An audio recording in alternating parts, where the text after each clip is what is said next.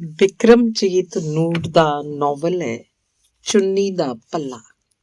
ਭਾਗ ਪਹਿਲਾ ਅੰਗ। ਜੀਤੂ ਨੂੰ ਨੀਂਦ ਨਹੀਂ ਸੀ ਆ ਰਹੀ। ਰਾਤ ਅੱਧੀ ਦੇ ਕਰੀਬ ਹੋ ਚੁੱਕੀ ਸੀ। ਉਨੀਂਦਰੀ ਨੇ ਉਹਦੀਆਂ ਅੱਖਾਂ 'ਚ ਰੜਕ ਪੈਦਾ ਕਰ ਦਿੱਤੀ ਸੀ। ਪਿਛਲੇ ਕਈ ਦਿਨਾਂ ਤੋਂ ਮੱਠਾ ਬੁਖਾਰ ਸੀ ਉਸਨੂੰ, ਪਰ ਜ਼ਿਮੀਂਦਾਰ ਸ਼ੇਰ ਸਿੰਘ ਨੇ ਵਿਹਲ ਹੀ ਨਹੀਂ ਸੀ ਦਿੱਤੀ। ਸਗੋਂ ਦੂਜੇ ਸੀਰੀਆਂ ਨੂੰ ਬਾਰ-ਬਾਰ ਸੁਣਾ ਕੇ ਕਿਹਾ ਸੀ, ਸਾਲਾ ਬਹਾਨੇ ਬਣਾਉਂਦਾ, ਇਹ ਜਾਤ ਹੀ ਇਹੋ ਜਿਹੀ ਹੁੰਦੀ ਹੈ।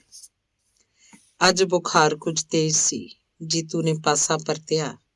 ਨਾਲ ਵਾਲੇ ਮੰਜੇ ਤੇ ਦੇਬੋ ਘੂਕ ਸੁੱਤੀ ਪਈ ਸੀ। ਖੱਬੇ ਹੱਥ ਟੁੱਟੇ ਜੇ 2 ਮੰਜਿਆਂ ਤੇ 4 ਜਵਾਕ ਘੋੜੇ ਵੇਚ ਕੇ ਸੁੱਤੇ ਹੋਏ ਸਨ। ਜੀਤੂ ਨੇ ਘਰ ਵਾਲੀ ਦੇ ਮੋਢੇ ਨੂੰ ਥੋੜਾ ਜਿਹਾ ਦੱਬਿਆ। ਉਹ ਤਰਬ ਕੇ ਉੱਠ ਬੈਠੀ। ਕੀ ਗੱਲ ਹੈ, ਜਾਗਦਾ ਹੀ ਹੈ? ਨੀਂਦ ਨਹੀਂ ਆਈ ਅਜੇ? ਦੇਬੋ ਇੱਕੋ ਹੀ ਸਾਹ ਕਿੰਨੇ ਸਾਰੇ ਪ੍ਰਸ਼ਨ ਕਰ ਗਈ। ਤੌੜੇ ਚੋਂ ਪਾਣੀ ਦਾ ਗਲਾਸ ਤਾਂ ਫੜਾਈ ਜਰਾ, ਸਾਲਾ ਮੂੰਹ ਜਿਹਾ ਹੀ ਸੁੱਕੀ ਜਾਂਦਾ ਹੈ। ਜੀਤੂ ਉੱਠ ਕੇ ਬੈਠ ਗਿਆ ਸੀ। ਕੱਚੇ ਕੋਠੇ ਅੰਦਰ ਹਨੇਰਾ ਸੀ। ਬਾਹਰ ਚਾਨਣੀ ਰਾਤ ਸੀ। ਨੇੜੇ ਪਈ ਚੀਜ਼ ਦੀ ਪਛਾਣ ਆ ਸਕਦੀ ਸੀ। ਦੇਬੋ ਨੇ ਜੀਤੂ ਨੂੰ ਪਾਣੀ ਦਾ ਗਲਾਸ ਫੜਾਉਂਦਿਆਂ ਸੁਭਾਵਕ ਹੀ ਆਪਣਾ ਹੱਥ ਜਦ ਉਹਦੇ ਮੱਥੇ ਨੂੰ ਲਾ ਕੇ ਦੇਖਿਆ ਤਾਂ ਮੱਥਾ ਅੰਗਿਆਰਿਆਂ ਵਾਂਗ ਭਖ ਰਿਹਾ ਸੀ। ਦੇਬੋ ਨੇ ਘਬਰਾਹਟ ਚ ਆ ਕੇ ਕਿਹਾ, ਤੂੰ ਤਾਂ ਤਪੀ ਜਾਨਾ ਬੁਖਾਰ ਨਾਲ। ਮੌਤ ਪੈ ਜੇ ਇਹਨਾਂ ਸਰਦਾਰਾਂ ਨੂੰ, ਜਰਾ ਵੀ ਖਿਆਲ ਨਹੀਂ ਕਰਦੇ। ਇੱਕ ਦਿਨ ਆਰਾਮ ਮਿਲ ਜੇ, ਸਰੀਰ ਕੁਛ ਠੀਕ ਹੋ ਜੇ। ਗਰੀਬ ਆਦਮੀ ਦੀ ਵੀ ਕੋਈ ਜੂਨ ਹੈ? ਤੂੰ ਜੂਨ ਦੀ ਗੱਲ ਕਰਦੀ ਐ? ਉਹਨਾਂ ਦਾ ਵਸ ਚਲੇ ਤਾਂ ਊਂ ਹੀ ਕੱਚੇ ਨੂੰ ਖਾ ਜਾਣ। ਖਾਲੀ ਗਲਾਸ ਦੇਬੋ ਨੂੰ ਫੜਾਉਂਦਿਆਂ ਜੀਤੂ ਨੇ ਕਿਹਾ, ਊਂ ਸਰਦਾਰਨੀ ਤਾਂ ਵਿਚਾਰੀ ਚੰਗੀ ਐ, ਦਬੀ ਵੀ ਐ, ਉਹ ਵੀ ਕੀ ਕਰੇ? ਬੋਲ ਕੇ ਤਾਂ ਦੇਖੇ, ਜਾਨ ਨਾ ਕੱਢ ਦੇਵੇ। ਸਰਦਾਰ ਗੁਰਦਿਆਲ ਸਿੰਘ ਤੋਂ ਤਾਂ ਬਥੇਰੀ ਕੰਨੀ ਕਤਰਾਉਂਦਾ ਹੈ। ਕਤਰਾਵੇ ਕਿਵੇਂ ਨਾ, ਬਰਾਬਰ ਦਾ ਜ਼ਿਮੀਂਦਾਰ ਹੈ, ਪਰ ਆਪਣੇ ਸ਼ੇਰ ਸਿਉਂ ਵਰਗਾ ਬੇਈਮਾਨ ਨਹੀਂ। ਇਲਾਕੇ 'ਚ ਰੋਹਬ ਦਾਬ ਤਾਂ ਸ਼ੇਰ ਸਿਉਂ ਦਾ ਹੀ ਜ਼ਿਆਦਾ ਹੈ। ਚਾਹੀਦੀ ਕਿਤੋਂ ਵੀ ਕੋਈ ਥਾਣੇਦਾਰ ਆ ਜੇ, ਇਹ ਉਹਦਾ ਜਾਰ ਬੇਲੀ ਹੁੰਦਾ। ਪਤਾ ਨਹੀਂ ਕੀ ਘੋਲ ਕੇ ਪਿਆ ਦਿੰਦਾ। ਉਹ ਭਾਗਮਾਨ ਨਹੀਂ, ਘੋਲ ਕੇ ਕੀ ਪਿਆਉਣਾ? ਪੈਸਾ, ਬਸ ਪੈਸਾ। ਪੈਸੇ ਆਲੇ ਦਾ ਬੇੜਾ ਪਾਰ ਹੈ। ਜੀਤੂ ਮੰਜੇ ਤੇ ਲੇਟ ਗਿਆ ਸੀ। ਦੇਬੋ ਪੋਲੀਆਂ ਤਲੀਆਂ ਨਾਲ ਉਹਦਾ ਮੱਥਾ ਦਬਾ ਰਹੀ ਸੀ। ਕਦੀ ਲੱਤਾਂ ਵੀ ਘੁੱਟਣ ਲੱਗ ਪੈਂਦੀ। ਗਰੀਬੀ ਸਭ ਤੋਂ ਭੈੜੀ ਬਿਮਾਰੀ ਹੁੰਦੀ ਹੈ। ਫਿਰ ਜੀਤੂ ਕੇ ਤਾਂ ਸਦੀਆਂ ਤੋਂ ਬੇਜ਼ਮੀਨੇ ਤੁਰੇ ਆ ਰਹੇ ਨੇ। ਪਿਓ, ਦਾਦੇ, ਪੜਦਾਦੇ ਸਾਰਿਆਂ ਨੇ ਉਮਰ ਭਰ ਹੱਡ ਕੁੱਟੇ ਤੇ 2 ਡੰਗ ਦੇ ਪੇਟ ਦਾ ਵਸੀਲਾ ਬਣਾਇਆ। ਜੀਤੂ ਵੀ ਉਸੇ ਚੱਕੀ 'ਚ ਪੀਸਿਆ ਜਾ ਰਿਹਾ। ਦੇਬੋ ਨੂੰ ਵੀ ਲੇਟ ਜਾਣ ਲਈ ਕਹਿ ਕੇ ਉਹਨੇ ਘਰ ਵਾਲੀ ਦੇ ਮੰਜੇ ਵੱਲ ਪਾਸਾ ਪਰਤ ਲਿਆ। ਦੋਵੇਂ ਕੁਝ ਪਲ ਲਈ ਚੁੱਪਚਾਪ ਲੇਟੇ ਰਹੇ। ਅਚਾਨਕ ਹੀ ਜਗੀਰ ਸਿੰਘ ਦੇਬੋ ਦੇ ਦਿਮਾਗ 'ਚ ਆ ਗਿਆ। ਉਹਨੇ ਜੀਤੂ ਨੂੰ ਪੁੱਛਿਆ, ਜਗੀਰ ਸਿੰਘ ਦੀ ਜ਼ਮੀਨ ਦਾ ਕੀ ਬਣਿਆ? ਛਡਾ ਲਈ ਕਿ ਹਜੇ? ਛਡਾ ਨਾ, ਹੋਰ ਕਿਤੇ ਐਂ ਛੱਡਦਾ ਕਿਤੇ ਸਰਦਾਰ। ਗੱਲ ਤਾਂ ਹਾਂ ਹੈ, ਜਗੀਰ ਸਿੰਘ ਦੇ ਪੱਲੇ ਪੁੱਲੇ ਵੀ ਕੁਛ ਨਹੀਂ। ਉਹਨੂੰ ਤਾਂ 4-5 ਸਾਲ ਹੋ ਗਏ ਗਹਿਣੇ ਧਰੀ ਨੂੰ। 8 ਸਾਲ ਲੰਘ ਜਾਣ ਫੇਰ ਵੀ ਨਹੀਂ ਛੁਡਾ ਹੋਣੀ ਵਿਚਾਰੇ ਤੋਂ। ਜੱਗੇ ਦੀ ਮੌਜ ਹੈ, ਉਹਨੇ ਚੰਗਾ ਕਾਬੂ ਕੀਤਾ ਸਰਦਾਰ ਨੂੰ।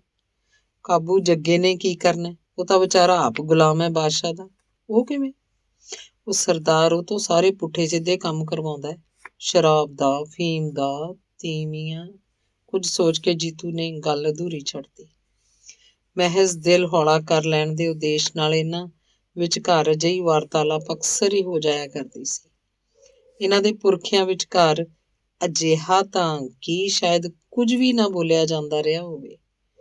ਨੇਮ ਨਾਲ ਸਵੇਰੇ 5 ਵਜੇ ਜੀਤੂ ਨੇ ਸਰਦਾਰ ਸ਼ੇਰ ਸਿੰਘ ਦੀ ਹਵੇਲੀ ਪਹੁੰਚ ਜਾਣਾ ਹੁੰਦਾ ਸੀ। ਦੋਹਾਂ ਨੂੰ ਕੋਈ ਪਤਾ ਨਾ ਲੱਗਾ ਕਿ ਗੱਲਾਂ ਬਾਤਾਂ ਦਾ ਸਿਲਸਿਲਾ ਕਦੋਂ ਖਤਮ ਹੋ ਗਿਆ। ਅੰਗ ਦੂਸਰਾ। ਸੂਰਜ ਦੀਆਂ ਸੁਨਹਿਰੀ ਕਿਰਨਾਂ ਨੇ ਸਵੇਰ ਹੋ ਜਾਣ ਦਾ ਪੈਗਾਮ ਦੇ ਦਿੱਤਾ। ਜੱਗਾ ਹਨੇਰੇ ਸ਼ੇਰ ਸਿੰਘ ਦੇ ਘਰ ਪਹੁੰਚ ਜਾਇਆ ਕਰਦਾ ਸੀ। ਇਸ ਵਕਤ ਦੋਵੇਂ ਪੇਤਲੀ ਧੁੱਪ ਵਿੱਚ ਘਰ ਦੀ ਖੁੱਲੀ ਹਵੇਲੀ ਵਿਚਕਾਰ ਆਰਾਮ ਕੁਰਸੀਆਂ ਤੇ ਬੈਠੇ ਗੰਭੀਰਤਾ ਨਾਲ ਕੋਈ ਵਿਚਾਰ ਵਟਾਂਦਰਾ ਕਰ ਰਹੇ ਸਨ। ਪੂਰੀ 1 ਏਕੜ ਜ਼ਮੀਨ ਨੂੰ ਘਰ ਦੀ ਵਿਸ਼ਾਲ ਇਮਾਰਤ ਤੇ 4 ਦੀਵਾਰੀ ਨੇ ਘੇਰਿਆ ਹੋਇਆ ਹੈ। ਸਿਰਫ ਗੁਲਾਬਗੜ੍ਹ ਦਾ ਹੀ ਨਹੀਂ, ਸ਼ੇਰ ਸਿੰਘ ਇਲਾਕੇ ਭਰ ਦਾ ਸਿਰ ਕੱਢ ਜ਼ਿਮੀਂਦਾਰ ਹੈ। ਉਮਰ ਵੀ ਕੋਈ ਬਹੁਤੀ ਨਹੀਂ, ਬਸ 40-45 ਦੇ ਲਗਭਗ। ਪਰਿਵਾਰ ਛੋਟਾ ਜਿਹਾ, ਕੰਮ ਧੰਦੇ ਵੱਡੇ। ਥਾਣਿਆਂ ਅਦਾਲਤਾਂ ਤੱਕ ਪਹੁੰਚ। ਪਿਛਲੇ 100 ਵਰ੍ਹਿਆਂ ਤੋਂ ਕਿਸੇ ਰਾਣੀ ਖਾਂ ਦੇ ਬੱਚੇ ਨੇ ਇਹਨਾਂ ਵੱਲ ਉਂਗਲ ਨਹੀਂ ਕੀਤੀ। ਸ਼ੇਰ ਸਿੰਘ ਦਾ ਕੱਦ ਲੰਬਾ, ਰੰਗ ਗੋਰਾ, ਸਰੀਰ ਗੱਠਵਾਂ, ਭਰਵੀਂ ਦਾੜੀ ਤੇ ਚਿਹਰੇ ਤੇ ਜਲਾਲ। ਨੌਕਰ ਚਾਕਰ ਕਹਿ ਲਓ ਜਾਂ ਦਿਹਾੜੀਏ, ਇਸ ਵਕਤ ਸ਼ੇਰ ਸਿੰਘ ਦੀ ਹਵੇਲੀ ਦੇ ਬਾਹਰ ਇਕੱਠੇ ਹੋ ਚੁੱਕੇ ਹਨ। ਪੱਕੇ ਤੌਰ ਤੇ ਕੰਮ ਕਰਨ ਵਾਲੇ ਵੀ 3-4 ਕਾਮੇ ਵਿਹੜੇ 'ਚ ਇੱਧਰ ਉੱਧਰ ਤੁਰੇ ਫਿਰਦੇ ਤੇਜ਼ੀ ਨਾਲ ਕੰਮਾਂ ਕਾਰਾਂ 'ਚ ਰੁੱਝੇ ਹੋਏ ਹਨ। ਜੱਗੇ ਨਾਲ ਗੱਲਬਾਤ ਦਾ ਸਿਲਸਿਲਾ ਵਿੱਚ ਹੀ ਛੱਡ ਕੇ ਸ਼ੇਰ ਸਿੰਘ ਨੇ ਹਵੇਲੀ ਦੇ ਵੱਡੇ ਦਰਵਾਜ਼ੇ ਵੱਲ ਦੇਖਿਆ ਤੇ ਕਾਫੀ ਉੱਚੇ ਬੋਲ ਵਿੱਚ ਜੀਤੂ ਨੂੰ ਆਵਾਜ਼ ਮਾਰੀ, ਜੀਤੂ ਆਈ ਓਏ ਜ਼ਰਾ ਇੱਧਰ। ਉਸ ਪਾਸਿਓਂ ਇੱਕ ਹੋਰ ਨੌਕਰ ਭੱਜਾ ਆਇਆ, ਜੀਤੂ ਤਾਂ ਜੀ ਅਜੇ ਆਇਆ ਹੀ ਨਹੀਂ। ਕਿਉਂ, ਉਹਨੂੰ ਕੀ ਸੱਪ ਸੁੰਘ ਗਿਆ? ਜੀ ਪਤਾ ਨਹੀਂ, ਰਾਤ ਵੀ ਹਰਾਮਜ਼ਾਦਾ ਘੰਟਾ ਪਹਿਲਾਂ ਚਲਾ ਗਿਆ, ਬਿਨਾਂ ਦੱਸੇ, ਰੋਟੀਆਂ ਵੀ ਨਹੀਂ ਲੱਗਿਆ। ਨੌਕਰ ਚੁੱਪ, ਉਹਦੀਆਂ ਲੱਤਾਂ ਕੰਬਣ ਲੱਗ ਪਈਆਂ ਸੀ। ਜਾਂ ਤੂੰ ਕੰਮ ਕਰ, ਮੈਂ ਕਰੂੰ ਇਹਦੇ ਨਾਲ ਗੱਲ ਅੱਜ, ਸ਼ੇਰ ਸਿੰਘ ਨੇ ਕਿਹਾ ਤੇ ਜੱਗੇ ਵੱਲ ਮੂੰਹ ਫੇਰ ਲਿਆ। ਪਿਆਰ ਨਾਲ ਨਹੀਂ ਸੂਤ ਆਉਂਦੇ ਇਹ ਲੋਕ, ਜੱਗੇ ਨੇ ਕਿਹਾ। ਪਿਆਰ ਨਾਲ? ਵਾਹ ਵੀ ਵਾਹ ਜੱਗਾ ਸਿਆਂ, ਸ਼ੇਰ ਸਿੰਘ ਖਿੜਖੜਾ ਕੇ ਹੱਸਿਆ। ਇਹ ਤਾਂ ਜੁੱਤੀ ਦੇ ਯਾਰ ਹੁੰਦੇ ਆ, ਜੁੱਤੀ ਦੇ। ਅੰਗ ਤੀਸਰਾ। ਜੀਤੂ ਤਾਂ ਅੱਜ ਘਰੇ ਹੀ 1.5-2 ਘੰਟੇ ਲੇਟ ਹੋ ਗਿਆ ਸੀ। ਸਾਰੀ ਰਾਤ ਦੀ ਬੇਚੈਨੀ ਤੇ ਉਨੀਂਦਰੇ ਕਾਰਨ ਉਸ ਪਾਸੋਂ ਸਵੇਰੇ ਵਕਤ ਸਿਰ ਉੱਠ ਹੀ ਨਹੀਂ ਸੀ ਹੋਇਆ। ਜੋੜ ਜੋੜ 'ਚੋਂ ਦਰਦ ਉੱਠ ਰਿਹਾ ਸੀ। ਮੰਜੀ ਤੀ ਉਹਨੇ ਕੋਸੇ ਜਿਹੇ ਪਾਣੀ ਨਾਲ ਕੁਰਲੀ ਕਰ ਲਈ ਤੇ ਬਚੇ ਹੋਏ ਪਾਣੀ ਨਾਲ ਅੱਖਾਂ ਤੇ ਵੀ ਛੱਟਾ ਮਾਰ ਲਿਆ ਸੀ। ਬਾਅਦ 'ਚ ਦੇਬੋ ਚਾਹ ਦਾ ਗਲਾਸ ਫੜਾ ਗਈ ਸੀ। ਚਾਹ ਪੀ ਲੈਣ ਤੋਂ ਬਾਅਦ ਵੀ ਉਹਦਾ ਉੱਠਣ ਨੂੰ ਜੀਅ ਨਹੀਂ ਸੀ ਕਰ ਰਿਹਾ। ਦੇਬੋ ਨੂੰ ਆਵਾਜ਼ ਮਾਰ ਕੇ ਕਹਿਣ ਹੀ ਲੱਗਾ ਸੀ ਕਿ ਸਰਦਾਰ ਸ਼ੇਰ ਸਿੰਘ ਦੇ ਘਰ ਕਹਿ ਆਵੇ ਕਿ ਜੀਤੂ ਬਿਮਾਰ ਹੋਣ ਕਾਰਨ ਨਹੀਂ ਆ ਸਕਦਾ, ਪਰ ਇਹ ਸੋਚ ਕੇ ਸਰਦਾਰ ਕਿਤੇ ਨਾਰਾਜ਼ ਹੀ ਨਾ ਹੋ ਜਾਏ, ਆਪ ਹੀ ਜਾ ਕੇ ਕਹਿ ਦੇਗਾ ਕਿ ਅੱਜ ਤਾਂ ਦਵਾਈ ਲੈਣ ਲਈ ਸ਼ਹਿਰ ਜਾਣਾ ਹੀ ਪੈਣਾ। ਜੀਤੂ ਨੂੰ ਇਸ ਗੱਲ ਦੀ ਤਸੱਲੀ ਸੀ ਕਿ ਸਰਦਾਰ ਉਹਦੇ ਕੰਮ ਤੋਂ ਖੁਸ਼ ਸੀ। ਉਹਨੂੰ ਕਈ ਵਾਰ ਕਹਿ ਚੁੱਕਾ ਸੀ, ਜੀਤੂ ਤੇਰੇ ਕੰਮ ਤੋਂ ਮੈਂ ਬਹੁਤ ਖੁਸ਼ ਹਾਂ। ਇੱਕ ਅੱਧੀ ਵਾਰੀ ਤਾਂ ਇਹ ਵੀ ਕਹਿਤਾ ਸੀ, ਜੀਤੂ ਲਈ ਤਾਂ ਜੀ ਕਰਦਾ ਖੇਤ 'ਚ ਹੀ 2 ਕਮਰੇ ਛੱਤ ਕੇ ਦੇ ਦਈਏ, ਨਾਲੇ ਟੱਬਰ ਸਾਫ਼ ਸੁਥਰੇ ਥਾਂ ਰਹੀ ਜਾਏ ਤੇ ਵੇਲੇ ਕੁਵੇਲੇ ਖੇਤ ਤੇ ਵੀ ਨਿਗਾਹ ਰਹੇ। ਅਜਿਹੀਆਂ ਹੌਸਲਾ ਵਧਾਊ ਗੱਲਾਂ ਸਦਕਾ ਜੀਤੂ ਦੇ ਕਈ ਦਿਨ ਖੁਸ਼ ਗੁਜ਼ਰ ਜਾਂਦੇ ਸੀ। ਪਰ ਕਦੇ ਜਦ ਸਰਦਾਰ ਜੀਤੂ ਦੇ ਨਾਲ ਦਿਆਂ ਦੀ ਮਾਮੂਲੀ ਜਿਹੀ ਕੁਤਾਹੀ ਤੇ ਹੀ ਬੈਂਤ ਦੇ ਡੰਡੇ ਨਾਲ ਛਿੱਲ ਲਾਉਣੀ ਸ਼ੁਰੂ ਕਰ ਦਿੰਦਾ ਸੀ ਤਾਂ ਡਰ ਤੇ ਸਹਿਮ ਕਾਰਨ ਜੀਤੂ ਨੂੰ ਕਿੰਨੀਆਂ ਹੀ ਰਾਤਾਂ ਪੂਰੀ ਨੀਂਦ ਨਹੀਂ ਸੀ ਆਉਂਦੀ। ਜੀਤੂ ਮੰਜੇ ਤੋਂ ਉੱਠਿਆ, ਪੁਰਾਣੇ ਖੇਸ ਦੀ ਬੁੱਕਲ ਮਾਰੀ ਔਰ ਸ਼ੇਰ ਸਿੰਘ ਦੇ ਘਰ ਵੱਲ ਨੂੰ ਤੁਰ ਪਿਆ। ਸੋਚਦਾ ਜਾ ਰਿਹਾ ਸੀ ਕਿ ਅੱਜ ਸ਼ਹਿਰ ਦਵਾਈ ਲੈਣ ਤਾਂ ਜਾਣਾ ਹੀ ਪੈਣਾ, ਕਿਉਂ ਨਾ ਸਰਦਾਰ ਤੋਂ 50 ਕੁ ਰੁਪਏ ਉਧਾਰੇ ਹੀ ਮੰਗ ਲਏ ਜਾਣ। 100 ਦੇ ਨੇੜ ਤੇੜ ਸ਼ਾਇਦ ਘਰੇ ਵੀ ਹੋਣ। ਜਵਾਕ ਠਰੂ ਕਰਦੇ ਫਿਰਦੇ ਐ, 10-15 ਮੀਟਰ ਮੋਟਾ ਖੱਦਰ ਹੀ ਕਿਉਂ ਨਾ ਖਰੀਦ ਲਿਆਵਾਂ, ਆਪੇ ਪਿੰਡੋਂ ਹੀ ਸਵਾ ਕੇ ਸਰੀਰ ਢੱਕ ਲੈਣਗੇ, ਸਹੁਰੇ ਠੰਡ ਤੋਂ ਤਾਂ ਬਚਣ। ਵੱਡੀ ਸੱਥ ਕੋਲੋਂ ਲੰਘਦਿਆਂ ਉਹਨੇ ਦੇਖਿਆ ਸੰਤੂ ਅਮਲੀ ਪਿੱਪਲ ਦੇ ਨੇੜੇ ਛਟੀਆਂ ਦੀ ਧੂਣੀ ਸੇਕ ਰਿਹਾ ਸੀ। ਇਹ ਤੋਂ ਪਹਿਲਾਂ ਉਹ ਸਵੇਰੇ ਸਾਜਰੇ ਨੇੜੇ ਹੀ ਝੌਂਪੜੀ ਜਿਹੀ 'ਚ ਉਹਨੂੰ ਹੁੱਕੇ ਦੀ ਗੁੜ ਕਰਦਿਆਂ ਦੇਖਿਆ ਕਰਦਾ ਸੀ। ਕਈ ਵਾਰੀ ਤਾਂ ਜਾਂਦਾ ਜੀਤੂ ਪੁੱਛ ਵੀ ਲਿਆ ਕਰਦਾ, ਕੀ ਹਾਲ ਹੈ ਸੰਤਾ ਸਿਆਂ? ਠੀਕ ਹੈ ਬਈ ਜੀਤਾ ਸਿਆਂ, ਸੰਤੂ ਹੁੱਕੇ ਦੀ ਨਾਲੀ ਮੂੰਹ ਤੋਂ ਜ਼ਰਾ ਪਰੇ ਕਰਕੇ ਗੁਣਗੁਣੀ ਜਿਹੀ ਆਵਾਜ਼ 'ਚ ਸਵਾਲ ਦਾ ਜਵਾਬ ਦਿੰਦਾ। ਤੂੰ ਸੁਣਾ ਕੀ ਹਾਲ ਹੈ? ਚੱਲ ਪਿਆ ਸਰਦਾਰਾਂ ਕੇ? ਆਹੋ ਭਾਈ, ਕੰਮ ਤਾਂ ਕਰਨਾ ਹੀ ਹੋਇਆ, ਕਹਿੰਦਾ ਜੀਤੂ ਜਦ ਅੱਗੇ ਵਧਣ ਲੱਗਦਾ ਤਾਂ ਕਦੇ ਸੰਤੂ ਪਿੱਛੋਂ ਦੀ ਆਵਾਜ਼ ਮਾਰ ਕੇ ਕਹਿ ਦਿੰਦਾ, ਓਏ ਜੀਤਿਆ, ਉਹ ਸਾਲੀ ਮਰਾਸਣ ਨਹੀਂ ਦੇਖੀ ਓਏ 2 ਦਿਨ ਦੀ? ਸਰਦਾਰਾਂ ਕੇ ਹੀ ਹੈ ਕਿ ਚਲੀ ਚੁਲੀ ਗਈ ਕਿਤੇ? ਓਏ ਉਹਨੂੰ ਕਹਿ ਦੇਈਂ ਯਾਦ ਕਰਦਾ ਤੀ ਸੰਤ ਸਿਓ। ਚੰਗਾ ਕਹਿੰਦਾ ਚਿਹਰੇ ਤੇ ਭਰਵੀਂ ਮੁਸਕਰਾਹਟ ਲਿਆ ਕੇ ਜੀਤੂ ਸਰਦਾਰਾਂ ਦੇ ਘਰ ਵੱਲ ਵੱਧ ਜਾਂਦਾ। ਹਵੇਲੀ ਦੇ ਦਰਵਾਜ਼ੇ ਤੱਕ ਇਹ ਮੁਸਕਰਾਹਟ ਬਣੀ ਰਹਿੰਦੀ। ਜੱਸੋ ਮਰਾਸਣ ਸ਼ੇਰ ਸਿੰਘ ਦੇ ਘਰ ਗੋਹਾ ਕੂੜਾ ਕਰਦੀ ਸੀ। ਆਉਂਦੀ ਜਾਂਦੀ ਵੇਲੇ ਕੁਵੇਲੇ ਸੰਤੂ ਅਮਲੀ ਕੋਲ ਪਲ ਤੋਂ ਪਲ ਰੁਕ ਜਾਂਦੀ। ਸੰਤੂ ਦੀ ਆਵਾਜ਼, ਉਹਦੀ ਚਾਲ ਤੇ ਗੱਲਾਂ ਜੱਸੋ ਦਾ ਕਾਫੀ ਮਨੋਰੰਜਨ ਕਰਦੀਆਂ। ਕਈ ਵਾਰੀ ਤਾਂ ਕੂੜੇ ਦਾ ਨੱਕੋ ਨੱਕ ਭਰਿਆ ਟੋਕਰਾ ਚੁੱਕੀ ਉਹ ਕਿੰਨਾ ਚਿਰ ਸੰਤੂ ਕੋਲ ਖੜੀ ਰਹਿੰਦੀ ਤੇ ਇੱਧਰ ਉੱਧਰ ਦੀਆਂ ਮਾਰਦੀ ਰਹਿੰਦੀ। ਜੱਸੋ ਦੀ ਆਮਦ ਸੰਤੂ ਦੇ ਨਸ਼ੇ 'ਚ ਦੂਣਾ ਚੌਣਾ ਵਾਧਾ ਕਰ ਦਿੰਦੀ। ਹਰ ਰੋਜ਼ ਦੀਆਂ 7 ਵਿਚਲੀਆਂ ਗੱਲਾਂ ਦਾ ਨਿਚੋੜ ਸੰਤੂ ਜੱਸੋ ਨੂੰ ਸੁਣਾ ਦਿੰਦਾ ਤੇ ਹਵੇਲੀ ਵਿੱਚ ਵਾਪਰੀਆਂ ਘਟਨਾਵਾਂ ਦਾ ਮਸਾਲੇਦਾਰ ਵੇਰਵਾ ਸੰਤੂ ਤੱਕ ਪਹੁੰਚ ਜਾਂਦਾ ਤੇ ਫਿਰ ਇਹ ਸਮਾਚਾਰ ਰੋਜ਼ਾਨਾ ਅਖਬਾਰ ਵਾਂਗ ਘਰ ਘਰ 'ਚ ਪਹੁੰਚ ਜਾਂਦੇ। ਪਿੰਡ ਦੀ ਸੰਸਦ ਜੋ ਸ਼ਾਮ ਜਿਹੇ ਨੂੰ ਸ਼ੁਰੂ ਹੋ ਜਾਂਦੀ, ਗਈ ਰਾਤ ਤੱਕ ਇਹਨਾਂ ਖਬਰਾਂ ਤੇ ਬਹਿਸ ਕਰਦੀ ਰਹਿੰਦੀ। ਨਸ਼ਾ ਕਰਨਾ, ਦੋ ਕੁ ਖਾਣੀਆਂ ਜਾਂ ਨਾ ਖਾਣੀਆਂ, ਝੌਂਪੜੀ ਵਿਖੇ ਜਾਂ ਪਿੱਪਲ ਥੱਲੇ ਦਿਨ ਟਪਾਉਣਾ ਤੇ ਸ਼ਾਮੀ 7 ਵਿੱਚ ਖੁਦ ਪ੍ਰਸਾਰਿਤ ਸਮਾਚਾਰਾਂ ਤੇ ਟੀਕਾ ਟਿੱਪਣੀ ਸੁਣਨੀ ਸੰਤੂ ਦੇ ਜੀਵਨ ਦਾ ਨਿੱਤ ਕਰਮ ਸੀ। ਅੱਜ ਉਹਨੇ ਆਪ ਹੀ ਕੁਵੇਲੇ ਤੁਰੇ ਜਾਂਦੇ ਜੀਤੂ ਨੂੰ ਆਵਾਜ਼ ਮਾਰ ਕੇ ਪੁੱਛਿਆ, ਕਿਵੇਂ ਆ ਜੀਤਿਆ, ਅੱਜ ਕੁਵੇਲੇ ਚੱਲਿਆ? ਜੀਤੂ ਸੰਤੂ ਦੇ ਨੇੜੇ ਚਲਾ ਗਿਆ ਤੇ ਪੈਰਾਂ ਭਾਰ ਬੈਠ ਕੇ ਅੱਗ ਸੇਕਣ ਲੱਗਾ। ਪਹਿਲਾਂ ਉਹਨੇ ਦੇਰ ਹੋ ਜਾਣ ਦਾ ਕਾਰਨ ਦੱਸਿਆ। ਜੀਤੂ ਦਾ ਦਿਲ ਕਰ ਰਿਹਾ ਸੀ ਕਿ ਅੱਜ ਉਹ ਵੀ ਸੰਤੂ ਤੋਂ ਕੁਝ ਇੱਧਰ ਉੱਧਰ ਦੀਆਂ ਗੱਲਾਂ ਸੁਣੇ। ਧੂਏ ਮਿਲੇ ਸੇਕ ਕੋਲ ਬੈਠ ਕੇ ਜੀਤੂ ਨੂੰ ਕਾਫੀ ਆਰਾਮ ਮਹਿਸੂਸ ਹੋਇਆ। ਜੀਤੂ ਨੇ ਪਿੰਡ ਬਾਰੇ, ਆਲੇ ਦੁਆਲੇ ਬਾਰੇ, ਸ਼ੇਰ ਸਿੰਘ ਤੇ ਗੁਰਦਿਆਲ ਸਿੰਘ ਬਾਰੇ ਕਾਫੀ ਗੱਲਾਂ ਸੰਤੂ ਨਾਲ ਸਾਂਝੀਆਂ ਕੀਤੀਆਂ ਤੇ ਅੰਤ ਵਿੱਚ ਉਹਨੇ ਜੱਸੋ ਮਰਾਸਣ ਦੀ ਗੱਲ ਛੇੜ ਲਈ। ਜੱਸੋ ਮਰਾਸਣ ਸੰਤੂ ਦੀ ਦੁੱਖ ਦੀ ਰਗ ਸੀ। ਕੁਝ ਵੀ ਨਾ ਹੁੰਦੀ ਹੋਈ ਸੰਤੂ ਲਈ ਸਭੋ ਕੁਝ ਸੀ। ਕੱਲ ਆਈ ਤਾਂ ਸੀ, ਪਰ ਸਾਲੀ ਖੜੀ ਥੋੜਾ ਰਹੀ, ਥੋੜਾ ਚਿਰੀ। ਕਿਉਂ, ਕੀ ਗੱਲ ਸੀ? ਕੋਈ ਗੁੱਸਾ ਸੀ? ਆਹੀ ਤਾਂ ਮੈਂ ਸੋਚੀ ਜਾਨਾ। ਫੇਰ ਵੀ ਕੁਛ ਤਾਂ ਬੋਲੀ ਹੋਊ। ਨਾ ਜੌਰ ਭੱਜੀ ਭੱਜੀ ਜੀ ਆਈ, ਐਵੇਂ ਬਿੰਦਕ ਰੁਕੀ ਤੇ ਫਿਰ ਤੁਰ ਗਈ। ਸਰਦਾਰ ਨੇ ਨਾ ਕੁਛ ਕਹਿਤਾ ਹੋਵੇ। ਪਤਾ ਨਹੀਂ, ਮੈਨੂੰ ਤਾਂ ਬਾਈ ਜੀ ਨੀਂਦ ਹੀ ਨਹੀਂ ਆਈ। ਅੱਗੇ ਕਿਹੜਾ ਤੂੰ ਸੁੱਤਾ ਰਹਿਣਾ, ਹੋਰ ਜਾਗਦਾ ਰਹਿਣਾ ਤੇਰੇ ਭਾਣੇ। ਸੰਤੂ ਨੇ ਉਹ ਅੱਖਾਂ ਫਾੜ ਕੇ ਜੀਤੇ ਵੱਲ ਦੇਖਿਆ ਜਿਵੇਂ ਹੁਣੇ ਹੀ ਜਾਗਿਆ ਹੋਵੇ। ਜੀਤੂ ਉੱਠ ਖੜਾ ਸੀ ਤੇ ਇਹ ਤੋਂ ਪਹਿਲਾਂ ਕਿ ਸੰਤੂ ਕੁਛ ਹੋਰ ਬੋਲਦਾ, ਔਰ ਸ਼ੇਰ ਸਿੰਘ ਦੇ ਘਰ ਵੱਲ ਹੋ ਤੁਰਿਆ ਸੀ। ਹਵੇਲੀ 'ਚ ਵੜਦਿਆਂ ਹੀ ਜੋ ਬੋਲ ਉਹਦੇ ਕੰਨੀ ਪਏ, ਯਕੀਨ ਕਰਨ ਵਾਲੇ ਉੱਕਾ ਹੀ ਨਹੀਂ ਸੀ। ਇੱਧਰ ਆ ਓਏ ਵੱਡਿਆ ਅਫਸਰਾ, ਆ ਤੇਰੀ ਮਾਂ ਵਾਲਾ ਟਾਈਮ ਹੈ ਆਉਣ ਦਾ। ਬੈਂਤ ਦਾ ਡੰਡਾ ਹੱਥ 'ਚ ਘੁਮਾਉਂਦਿਆਂ ਸਰਦਾਰ ਸ਼ੇਰ ਸਿੰਘ ਕੁਰਸੀ ਤੋਂ ਉੱਠ ਖੜਾ ਸੀ। ਸ਼ੈਤਾਨ ਉਹਦੇ ਸਿਰ ਤੇ ਪੂਰੀ ਤਰ੍ਹਾਂ ਸਵਾਰ ਹੋ ਚੁੱਕਾ ਸੀ। ਜੱਗਾ ਵੀ ਜ਼ਰਾ ਸੂਤ ਜਿਹਾ ਹੋ ਕੇ ਬੈਠ ਗਿਆ। ਦੂਜੇ ਨੌਕਰਾਂ ਚਾਕਰਾਂ ਨੇ ਵੀ ਕੰਨ ਖੜੇ ਕਰ ਲਏ ਸੀ। ਜੀਤੂ ਦੀਆਂ ਲੱਤਾਂ ਨਾਲ ਜਿਵੇਂ ਪੰਸੇਰੀਆਂ ਵੱਜ ਗਈਆਂ ਹੋਣ। ਮਣ ਦੇ ਭਾਰੇ ਕਦਮ ਚੁੱਕਦਿਆਂ ਹੌਲੀ ਹੌਲੀ ਘਬਰਾਇਆ ਉਹ ਸਰਦਾਰ ਦੇ ਨੇੜੇ ਪਹੁੰਚ ਗਿਆ। ਜੀ ਸਰਦਾਰ ਜੀ, ਮੈਨੂੰ ਬੁਖਾਰ। ਜੀਤੂ ਦੀ ਗੱਲ ਅਜੇ ਪੂਰੀ ਨਹੀਂ ਸੀ ਹੋਈ ਕਿ ਸ਼ੇਰ ਸਿੰਘ ਦੇ ਹੱਥ 'ਚ ਕੱਸ ਕੇ ਫੜਿਆ ਡੰਡਾ ਉਹਦੇ ਸਰੀਰ ਤੇ ਮੀਂਹ ਵਾਂਗ ਵਰਨ ਲੱਗਾ। ਉਹ ਜੀ, ਮੈਂ ਬਿਮਾਰ ਐ, ਮੈਨੂੰ ਬੁਖਾਰ ਹੈ, ਓਏ ਮੈਂ ਮਰ ਗਿਆ, ਓਏ ਮੈਂ ਸਭ ਕੁਝ ਸੁਣਿਆ ਅਣਸੁਣਿਆ ਹੋ ਕੇ ਰਹਿ ਗਿਆ। ਮੱਕੀ ਦੀਆਂ ਛੱਲੀਆਂ ਵਾਂਗ ਕੁੱਟੇ ਜਾ ਰਹੇ ਜੀਤੂ ਦੀਆਂ ਚੀਕਾਂ ਸੁਣ ਕੇ ਸਰਦਾਰਨੀ ਨੇ ਅੰਦਰੋਂ ਦਰਵਾਜ਼ੇ ਦਾ ਪਰਦਾ ਜ਼ਰਾ ਕੁ ਹਟਾ ਕੇ ਦੇਖਿਆ। ਇਹ ਤਾਂ ਇਹਦਾ ਰੋਜ਼ ਦਾ ਹੀ ਕਿੱਤਾ ਹੈ, ਸੋਚ ਕੇ ਫੇਰ ਤੋਂ ਪਹਿਲਾਂ ਵਾਂਗ ਹੀ ਪਰਦਾ ਠੀਕ ਕਰਤਾ। ਪਰ ਸਕੂਲ ਲਈ ਤਿਆਰ ਖੜਾ 8 ਵਰ੍ਹਿਆਂ ਦਾ ਗੁਰਜੀਤ ਪਹਿਲਾਂ ਵਾਂਗ ਹੀ ਚੇਤੰਨ ਹੋ ਗਿਆ ਤੇ ਠਠੰਬਰ ਕੇ ਖੜ ਗਿਆ। ਫਿਰ ਹੌਲੀ ਹੌਲੀ ਤੁਰਦਾ ਸ਼ੇਰ ਸਿੰਘ ਦੇ ਨੇੜੇ ਜਾ ਪਹੁੰਚਿਆ। ਬਾਪੂ ਜੀ, ਨਾ ਮਾਰੋ, ਨਾ ਮਾਰੋ, ਦੇਖੋ ਇਹਨੂੰ ਕਿੰਨੀ ਪੀੜ ਲੱਗ ਰਹੀ ਹੈ। ਮੁੰਡੇ ਨੂੰ ਪਰੇ ਹਟਾਉਣ ਲਈ ਜੱਗਾ ਕੁਰਸੀ ਤੋਂ ਉੱਠ ਖੜਾ ਸੀ, ਪਰ ਉਹਦੇ ਚਿਹਰੇ ਦਾ ਗੁੱਸਾ ਤੱਕ ਕੇ ਉਹ ਖੜੇ ਦਾ ਖੜਾ ਰਹਿ ਗਿਆ। ਤੂੰ ਕੋਲੇ ਬੈਠਾ ਦੇਖੀ ਜਾਨਾ ਹੈ, ਰੋਕਦਾ ਕਿਉਂ ਨਹੀਂ ਬਾਪੂ ਜੀ ਨੂੰ? ਸ਼ੇਰ ਸਿੰਘ ਨੇ ਆਪਣੇ ਹੱਥ ਨੂੰ ਰੋਕ ਲਿਆ ਸੀ। ਬਹੁਤ ਹੀ ਹੈਰਾਨੀ ਨਾਲ ਉਹਨੇ ਮੁੰਡੇ ਦੇ ਮੂੰਹ ਵੱਲ ਤੱਕਿਆ।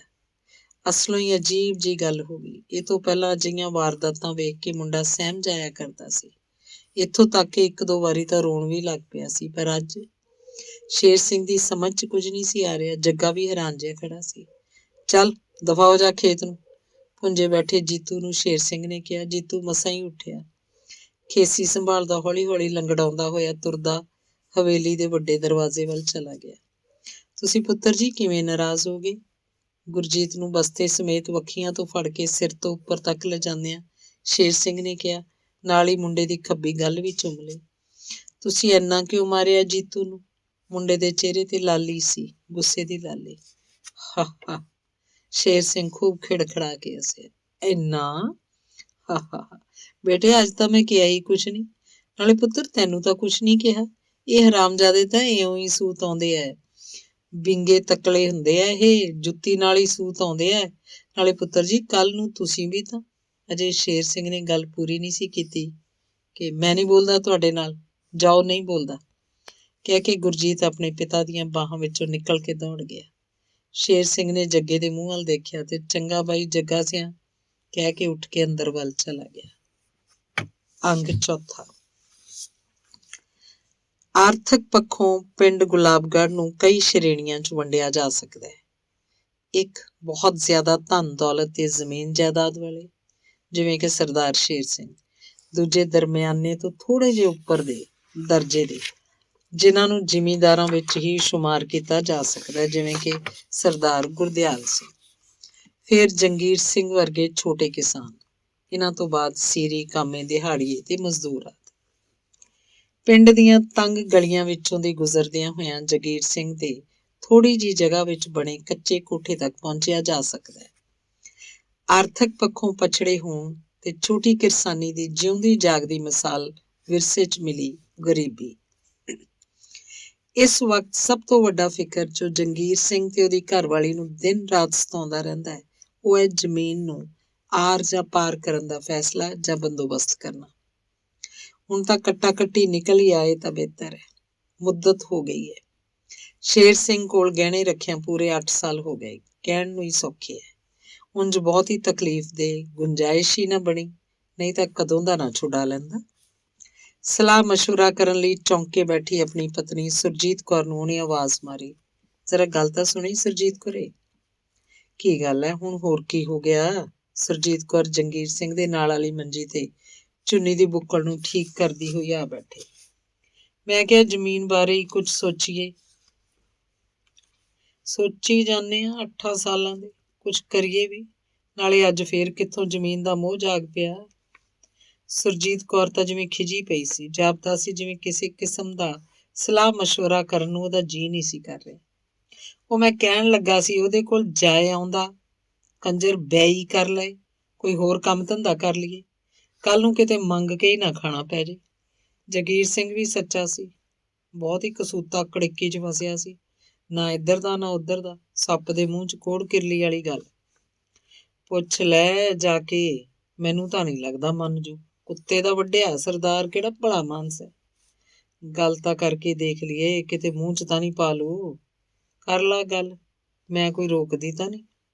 ਨਾਲੇ ਸੌਣ ਸਿੰਘ ਨੂੰ ਵੀ ਲਈ ਚੱਲ, ਬੇਸ਼ੱਕ 2-4 ਬੰਦੇ ਹੋਰ ਵੀ ਲੈ ਜੀ। ਖਿਜੀ ਖਿਜੀ ਪਤਨੀ ਨੇ ਵੀ ਜੰਗੀਰ ਸਿੰਘ ਨੂੰ ਕਾਫੀ ਹੌਸਲੇ 'ਚ ਕਰਤਾ ਸੀ। ਸ਼ਾਮ ਦਾ ਵਕਤ ਸੀ ਜਦ ਜਗੀਰ ਸਿੰਘ ਹੋਰਾਂ ਨੇ ਸਰਦਾਰ ਸ਼ੇਰ ਸਿੰਘ ਦੀ ਹਵੇਲੀ ਦਾ ਵਿਸ਼ਾਲ ਦਰਵਾਜ਼ਾ ਜਾ ਖੜਕਾਇਆ। ਛੋਟਾ ਬਾਰ ਬੇਸ਼ੱਕ ਖੁੱਲ੍ਹਾ ਸੀ ਤੇ ਆਵਾਜ਼ ਸੁਣ ਕੇ ਵਿਹੜੇ 'ਚ ਬੈਠਾ ਬਘਿਆੜ ਜਿੱਡਾ ਜੱਤਲ ਭੂਰੇ ਰੰਗ ਦਾ ਕੁੱਤਾ ਛਾਲ ਮਾਰ ਕੇ ਦਰਵਾਜ਼ੇ ਤੱਕ ਪਹੁੰਚ ਗਿਆ ਸੀ। ਕੁੱਤੇ ਦੇ ਭੌਂਕਣ ਨਾਲ ਸਾਰੀ ਹਵੇਲੀ ਗੂੰਜ ਉੱਠੀ ਸੀ। ਵਿਹੜੇ 'ਚ ਤੁਰਿਆ ਫਿਰਦਾ ਇੱਕ ਕਰਿੰਦਾ ਦਰਵਾਜ਼ੇ ਵੱਲ ਵਧਿਆ। ਕਿਹੜੇ ਹੋ ਬਾਈ ਓਏ? ਜੰਗੀਰ ਸਿੰਘ ਨੇ ਪਹਿਲਾਂ ਸਾਰਿਆਂ ਵੱਲ ਤੇ ਫਿਰ ਉਸ ਕਰਿੰਦੇ ਵੱਲ ਮੂੰਹ ਕਰਕੇ ਜਵਾਬ ਦਿੱਤਾ, ਸਰਦਾਰ ਜੀ ਨੂੰ ਮਿਲਣਾ ਹੈ। ਸਰਦਾਰ ਜੀ ਨੂੰ? ਅੱਛਾ, ਮੈਂ ਪਤਾ ਕਰਕੇ ਆਉਣਾ, ਕਹਿੰਦਾ ਉਹ ਜਲਦੀ ਵਾਪਸ ਮੁੜ ਆਇਆ। ਮਿਲਣ ਵਾਲੇ ਕਾਫੀ ਦੇਰ ਉਡੀਕਦੇ ਰਹੇ, ਜਦ ਤੱਕ ਕਰਿੰਦੇ ਨੇ ਦੁਬਾਰਾ ਆ ਕੇ ਚਲੇ ਜੋ ਬਈ ਅੰਦਰ ਨਾ ਕਿਹਾ। ਜੰਗੀਰ ਸਿੰਘ ਤੇ ਉਹਦੇ ਸਾਥੀ ਵੱਡੀ ਹਵੇਲੀ ਦੇ ਅੰਦਰ ਪ੍ਰਵੇਸ਼ ਕਰ ਗਏ। ਕਰਿੰਦੇ ਦੇ ਪੁਚਕਾਰਨ ਦੇ ਬਾਵਜੂਦ ਵੀ ਜੱਤਲ ਕੁੱਤਾ ਘੂਰ ਘੂਰ ਕੇ ਦੇਖੀ ਜਾ ਰਿਹਾ ਸੀ। ਹਾਲ ਕਮਰੇ 'ਚ ਛਾਤੀ ਤੱਕ ਕੰਬਲ ਲਪੇਟੀ ਪਲੰਗ ਦੇ ਸਿਰਹਾਣੇ ਦਾ ਢਾਸਣਾ ਲਾਈ ਬੈਠੇ ਸਰਦਾਰ ਸ਼ੇਰ ਸਿੰਘ ਦਾ ਰੋਹਬ-ਦਾਬ ਤੇ ਚਿਹਰਾ ਮੋਹਰਾ ਦੇਖ ਕੇ ਇੱਕ ਵਾਰੀ ਤਾਂ ਸਾਰੇ ਦੇ ਸਾਰੇ ਘਬਰਾ ਜੇ ਗਏ। ਆਜਾ ਬਈ ਜੰਗੀਰ ਸਿਆਂ, ਲੰਘਿਆ ਅੰਦਰ। ਸਰਦਾਰ ਦੇ ਕਹਿਣ ਤੇ ਆਪੋ ਆਪਣੀਆਂ ਜੁੱਤੀਆਂ ਕਮਰੇ ਦੇ ਬਾਹਰ ਉਤਾਰ ਕੇ ਜਦ ਉਹਨਾਂ ਨੇ ਕਮਰੇ ਦੇ ਅੰਦਰ ਪੈਰ ਧਰਿਆ ਤਾਂ ਬਿਜਲੀ ਦੇ ਬਲਬ ਦੀ ਤੇਜ਼ ਰੌਸ਼ਨੀ ਨਾਲ ਸਾਰਿਆਂ ਦੀਆਂ ਅੱਖਾਂ ਚੁੰਧਿਆ ਗਈਆਂ। ਬੈਠੋ। ਸਰਦਾਰ ਨੇ ਕੁਰਸੀਆਂ ਵੱਲ ਇਸ਼ਾਰਾ ਕੀਤਾ। ਝਕਦਿਆਂ ਸਾਰੇ ਕੁਰਸੀਆਂ ਤੇ ਬੈਠ ਗਏ। ਹੋਰ ਸੌਣ ਸਿਆਂ, ਤੇਰਾ ਕਿਵੇਂ ਜੀਅ ਕੀਤਾ ਇੱਧਰ ਆਉਣ ਦਾ? ਸ਼ੇਰ ਸਿੰਘ ਚੌਂਕੜੀ ਮਾਰ ਕੇ ਬੈਠ ਗਿਆ ਸੀ। ਉਹਦੇ ਚਿਹਰੇ ਤੇ ਮੁਸਕਰਾਹਟ ਸੀ ਤੇ ਇਹ ਮੁਸਕਰਾਹਟ ਸੌਣ ਸਿੰਘ ਕਰਕੇ ਸੀ। ਇਹ ਉਹੀ ਸੌਣ ਸਿੰਘ ਹੈ ਜਿਹੜਾ ਗ੍ਰਾਮ ਸੁਧਾਰ ਸਭਾ ਦਾ ਸਰਗਰਮ ਮੈਂਬਰ ਰਿਹਾ, ਜਿਹੜਾ ਅਨਪੜ੍ਹ ਹੋਣ ਦੇ ਬਾਵਜੂਦ ਵੀ ਕਈ ਦਫਾ ਇਲਾਕੇ ਦੇ ਵਿਧਾਇਕਾਂ ਤੱਕ ਪਹੁੰਚ ਰੱਖਦਾ ਰਿਹਾ। ਇੱਕ ਅੱਧੀ ਵਾਰੀ ਤਾਂ ਮੁੱਖ ਮੰਤਰੀ ਨਾਲ ਵੀ ਮੁਲਾਕਾਤ ਕਰ ਚੁੱਕਾ ਸੀ। ਉਹਨਾਂ ਦਿਨਾਂ 'ਚ ਸ਼ੇਰ ਸਿੰਘ ਵਰਗਿਆਂ ਦੀਆਂ ਅੱਖਾਂ 'ਚ ਕਾਫੀ ਰੜਕਦਾ ਰਹਿੰਦਾ ਸੀ, ਪਰ ਪਿਛਲੇ ਕਾਫੀ ਅਰਸੇ ਤੋਂ ਇਸ ਪਾਸੇ ਉਹਨੇ ਪੂਰੀ ਤਰ੍ਹਾਂ ਧਿਆਨ ਖਿੱਚ ਲਿਆ ਸੀ ਤੇ ਸ਼ੇਰ ਸਿੰਘ ਦੇ ਦਿਲ ਵਿੱਚੋਂ ਵੀ ਇਹਦੇ ਪ੍ਰਤੀ ਗਿਲੇ ਸ਼ਿਕਵੇ ਦੂਰ ਹੋ ਚੁੱਕੇ ਸਨ। ਬਸ ਐਵੇਂ ਹੀ ਮੈਂ ਸੋਚਿਆ ਸਰਦਾਰ ਜੀ ਦੇ ਦਰਸ਼ਨ ਕਰ ਆਈਏ। ਦਰਸ਼ਨ? ਸਰਦਾਰ ਖਿੜਖੜਾ ਕੇ ਹੱਸ ਪਿਆ। ਜੰਗੀਰ ਸਿੰਘ ਵੀ ਮੁਸਕਰਾ ਪਿਆ। ਦਰਸ਼ਨਾਂ ਤਾਂ ਮੇਰਿਆਂ ਨੂੰ ਕੀ ਹੈ, ਤੁਸੀਂ ਕੰਮ ਦੱਸੋ। ਮੈਂ ਜੀ ਜਗੀਰ ਸਿੰਘ ਨਾਲ ਆਇਆ ਸੀ। ਕੁਰਸੀ ਤੋਂ ਥੋੜਾ ਜਿਹਾ ਅੱਗੇ ਨੂੰ ਝੁੱਕ ਕੇ ਸੌਣ ਸਿੰਘ ਕਹਿਣ ਲੱਗਾ। ਇਹਦੀ ਜੀ ਜ਼ਮੀਨ ਤੁਹਾਡੇ ਕੋਲ ਗਹਿਣੇ ਹੈ। ਸੌਣ ਸਿੰਘ ਪਲ ਦੇ ਪਲ ਲਈ ਜੰਗੀਰ ਸਿੰਘ ਦੇ ਚਿਹਰੇ ਵੱਲ ਵੇਖਣ ਲੱਗਾ। ਉਹ ਹਾਂ 'ਚ ਲਗਾਤਾਰ ਸਿਰ ਹਿਲਾਈ ਜਾ ਰਿਹਾ ਸੀ, ਨਾਲ ਹੀ ਆਪਣੇ ਬੁੱਲਾਂ ਦੀ ਪੁੱਛ-ਪੁੱਛ ਵੀ ਕਰੀ ਜਾ ਰਿਹਾ ਸੀ, ਜਿਹਦਾ ਅਰਥ ਵੀ ਹਾਂ ਹੀ ਹੁੰਦਾ। ਗਹਿਣੇ ਤਾਂ ਹੈਗੀ ਹੈ, ਤੈਨੂੰ ਕੋਈ ਇਤਰਾਜ਼ ਹੈ? ਮਾਮੂਲੀ ਜਿਹੀ ਗੰਭੀਰਤਾ ਸ਼ੇਰ ਸਿੰਘ ਦੇ ਚਿਹਰੇ ਤੇ ਫੈਲ ਗਈ ਸੀ। ਨਹੀਂ ਜੀ, ਇਤਰਾਜ਼ ਤਾਂ ਕਾਹਦਾ ਹੈ? ਜੰਗੀਰ ਸਿੰਘ ਵੀ ਗਲਾ ਸਾਫ਼ ਕਰਨ ਤੋਂ ਬਾਅਦ ਬੋਲ ਪਿਆ। ਮੇਰਾ ਮਤਲਬ ਜੀ ਤੁਸੀਂ ਬੇਈ ਕਰ ਲੈਂਦੇ, 4 ਪੈਸੇ ਹੱਥ 'ਚ ਆ ਜਾਂਦੇ। ਹੁਣ ਤਾਂ 2 ਡੰਗ ਦੀ ਰੋਟੀ ਵੀ ਔਖੀ ਹੋਈ ਪਈ ਹੈ। ਜਗੀਰ ਸਿੰਘ ਬੋਲਣ ਲੱਗਾ ਸੀ ਤਾਂ ਚਾਹੁੰਦਾ ਸੀ ਕਿ ਬੋਲੀ ਜਾਵੇ, ਪਰ ਇੰਨੀ ਕੁ ਗੱਲ ਕਰਕੇ ਪਹਿਲਾਂ ਸਰਦਾਰ ਦੀ ਰਾਏ ਭਾਂਪ ਲੈਣੀ ਉਸ ਬਿਹਤਰ ਸਮਝੀ। ਸਰਦਾਰ ਨੇ ਇੰਨਾ ਹੀ ਕਿਹਾ ਤੇ ਸੱਜੇ ਹੱਥ ਦੀ ਉਂਗਲ ਦੇ ਨਹੁੰ ਨਾਲ ਕੰਨ ਖੁਰਕਣ ਲੱਗਾ। ਇਹਨੂੰ ਤਾਂ ਜ਼ਰੂਰ ਲਾਓ ਜੀ ਕਿਸੇ ਬੰਨੇ, ਵਿਚਾਰੇ ਦਾ ਬਾਹਲਾ ਹੀ ਹੱਥ ਤੰਗ ਹੈ। ਨਾਲ ਦਿਆਂ ਦੋਹਾਂ ਚੋਂ ਪਹਿਲਾਂ ਬੋਲਿਆ। ਆਹ ਤਾਂ ਜੀ ਨਾਲੇ ਪੁੰਨ ਵਾਲਾ ਹੀ ਕੰਮ ਹੈ, ਦੂਜਾ ਵੀ ਪਿੱਛੇ ਨਾ ਰਿਹਾ। ਨਾ ਬੈਗ ਕਰਾਉਣ ਦੀ ਕਾਹਦੀ ਕਾਹਲੀ ਪੈ ਗਈ? ਜਗੀਰ ਸਿਆਂ, ਤੈਂ ਤਾਂ ਕਿਸ਼ਤਾਂ ਵੀ 1-2 ਭਰਤੀਆਂ ਸੀ ਜੀ। ਮੈਨੂੰ ਲੱਗਦਾ ਇਹ ਤਾਂ ਐਵੇਂ ਹੀ ਚੱਲੀ ਜਾਣਾ। ਕਿਸ਼ਤਾਂ ਪੂਰੀਆਂ ਭਰਨੀ ਹੋਣੀਆਂ, ਜ਼ਮੀਨ ਛਡਾਈ ਨਹੀਂ ਜਾਣੀ। ਮੈਂ ਸੋਚਿਆ ਸ਼ਹਿਰ ਸ਼ੂਰ ਉੱਠ ਜਾਾਂਗੇ, ਆਪੇ ਬਣ ਜਾਊ ਰੋਟੀ ਦਾ ਕੋਈ ਵਸੀਲਾ। ਸ਼ਹਿਰ? ਸ਼ੇਰ ਸਿੰਘ ਇੱਕ ਵਾਰੀ ਫੇਰ ਖਿੜਖੜਾ ਕੇ ਹੱਸ ਪਿਆ। ਸ਼ਹਿਰ ਜਾ ਕੇ ਸਗੋਂ ਹੋਰ ਭੁੱਖਾ ਮਰੇਗਾ। ਇੱਥੇ ਤਾਂ ਫਿਰ ਵੀ ਵੇਲੇ ਕੁ ਵੇਲੇ ਮੇਰੇ ਵਰਗਾ ਕੰਮ ਆ ਜਾਂਦਾ, ਉੱਥੇ ਤਾਂ ਕਿਸੇ ਨੇ ਬਾਤ ਹੀ ਨਹੀਂ ਪੁੱਛਣੀ। ਵਿਚਾਰੇ ਦੀ ਘਰ ਵਾਲੀ ਬਿਮਾਰ ਰਹਿੰਦੀ ਹੈ, ਸ਼ਹਿਰ 'ਚ ਕਿਸੇ ਚੰਗੇ ਡਾਕਦਾਰ ਤੋਂ ਇਲਾਜ ਲੂਜ ਵੀ ਕਰਵਾ ਲੂ। ਸੌਣ ਸਿੰਘ ਨੇ ਇੱਕ ਵਾਰੀ ਫੇਰ ਅਜਮਾਇਸ਼ ਕਰਨ ਦੇ ਇਰਾਦੇ ਨਾਲ ਕਿਹਾ। ਦੇਖੋ ਬਈ ਸਾਰੇ, ਧਿਆਨ ਨਾਲ ਸੁਣ ਲਓ। ਸ਼ੇਰ ਸਿੰਘ ਨੇ ਅਸਲੀਅਤ ਦਾ ਰੁੱਖ ਅਖਤਿਆਰ ਕਰਦਿਆਂ ਕਿਹਾ। ਜ਼ਮੀਨ ਜਮੂਨ ਮੈਂ ਕੋਈ ਬੈ ਨਹੀਂ ਲੈਂਦਾ। ਫਿਰ ਉਹਨੇ ਜਗੀਰ ਸਿੰਘ ਦੀਆਂ ਅੱਖਾਂ 'ਚ ਅੱਖਾਂ ਪਾ ਕੇ ਕਿਹਾ, ਮਿਆਦ ਪਹਿਲਾਂ ਹੀ ਪੁੱਗਣ ਤੇ ਆਈ ਖੜੀ ਹੈ। ਰਹਿੰਦੀ ਰਕਮ ਭਰ ਦੇ ਤੇ ਜ਼ਮੀਨ ਛੁਡਾ ਲੈ, ਨਹੀਂ ਤਾਂ ਇਹਨਾਂ 3 ਕਿੱਲਿਆਂ ਤੋਂ ਵੀ ਹੱਥ ਧੋ ਬੈਠੇਗਾ। ਸ਼ੇਰ ਸਿੰਘ ਨੇ ਤੇਜ਼ੀ ਨਾਲ ਕੰਬਲ ਨੂੰ ਮੋਢਿਆਂ ਤੋਂ ਉਤਾਰ ਕੇ ਪਲੰਘ ਤੇ ਸੁੱਟਿਆ ਤੇ ਹੋਰ ਮੈਂ ਕੁਝ ਨਹੀਂ ਕਹਿਣਾ, ਤੁਸੀਂ ਜਾ ਸਕਦੇ ਹੋ, ਕਹਿੰਦਾ ਕਮਰੇ ਤੋਂ ਬਾਹਰ ਹੋ ਗਿਆ।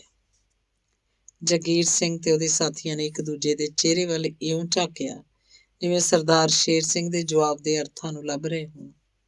ਜਦ ਉਹਨਾਂ ਨੂੰ ਕੁਝ ਵੀ ਨਾ ਲੱਭ ਸਕਿਆ ਤਾਂ ਉਹ ਇਸ ਪ੍ਰਕਾਰ ਕਮਰੇ ਚੋਂ ਬਾਹਰ ਨਿਕਲੇ ਜਿਵੇਂ ਸ਼ਮਸ਼ਾਨ ਘਾਟ ਵਿੱਚੋਂ ਕਿਸੇ ਨਜ਼ਦੀਕੀ ਦਾ ਸੰਸਕਾਰ ਕਰਕੇ ਆ ਰਹੇ ਹੋਣ।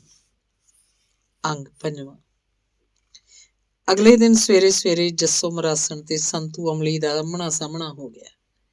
ਕਿੰਨਾ ਚਿਰ ਤਾਂ ਸੰਤੂ ਨੂੰ ਉਹਦੀ ਪਛਾਣ ਵੀ ਨਾ ਆਈ। ਜੱਸੋ ਖੜੀ ਮੁਸਕਰਾਉਂਦੀ ਰਹੀ ਤੇ ਸੰਤੂ ਉਹਦੇ ਮੂੰਹ ਵੱਲ ਦੇਖਦਾ ਰਿਹਾ।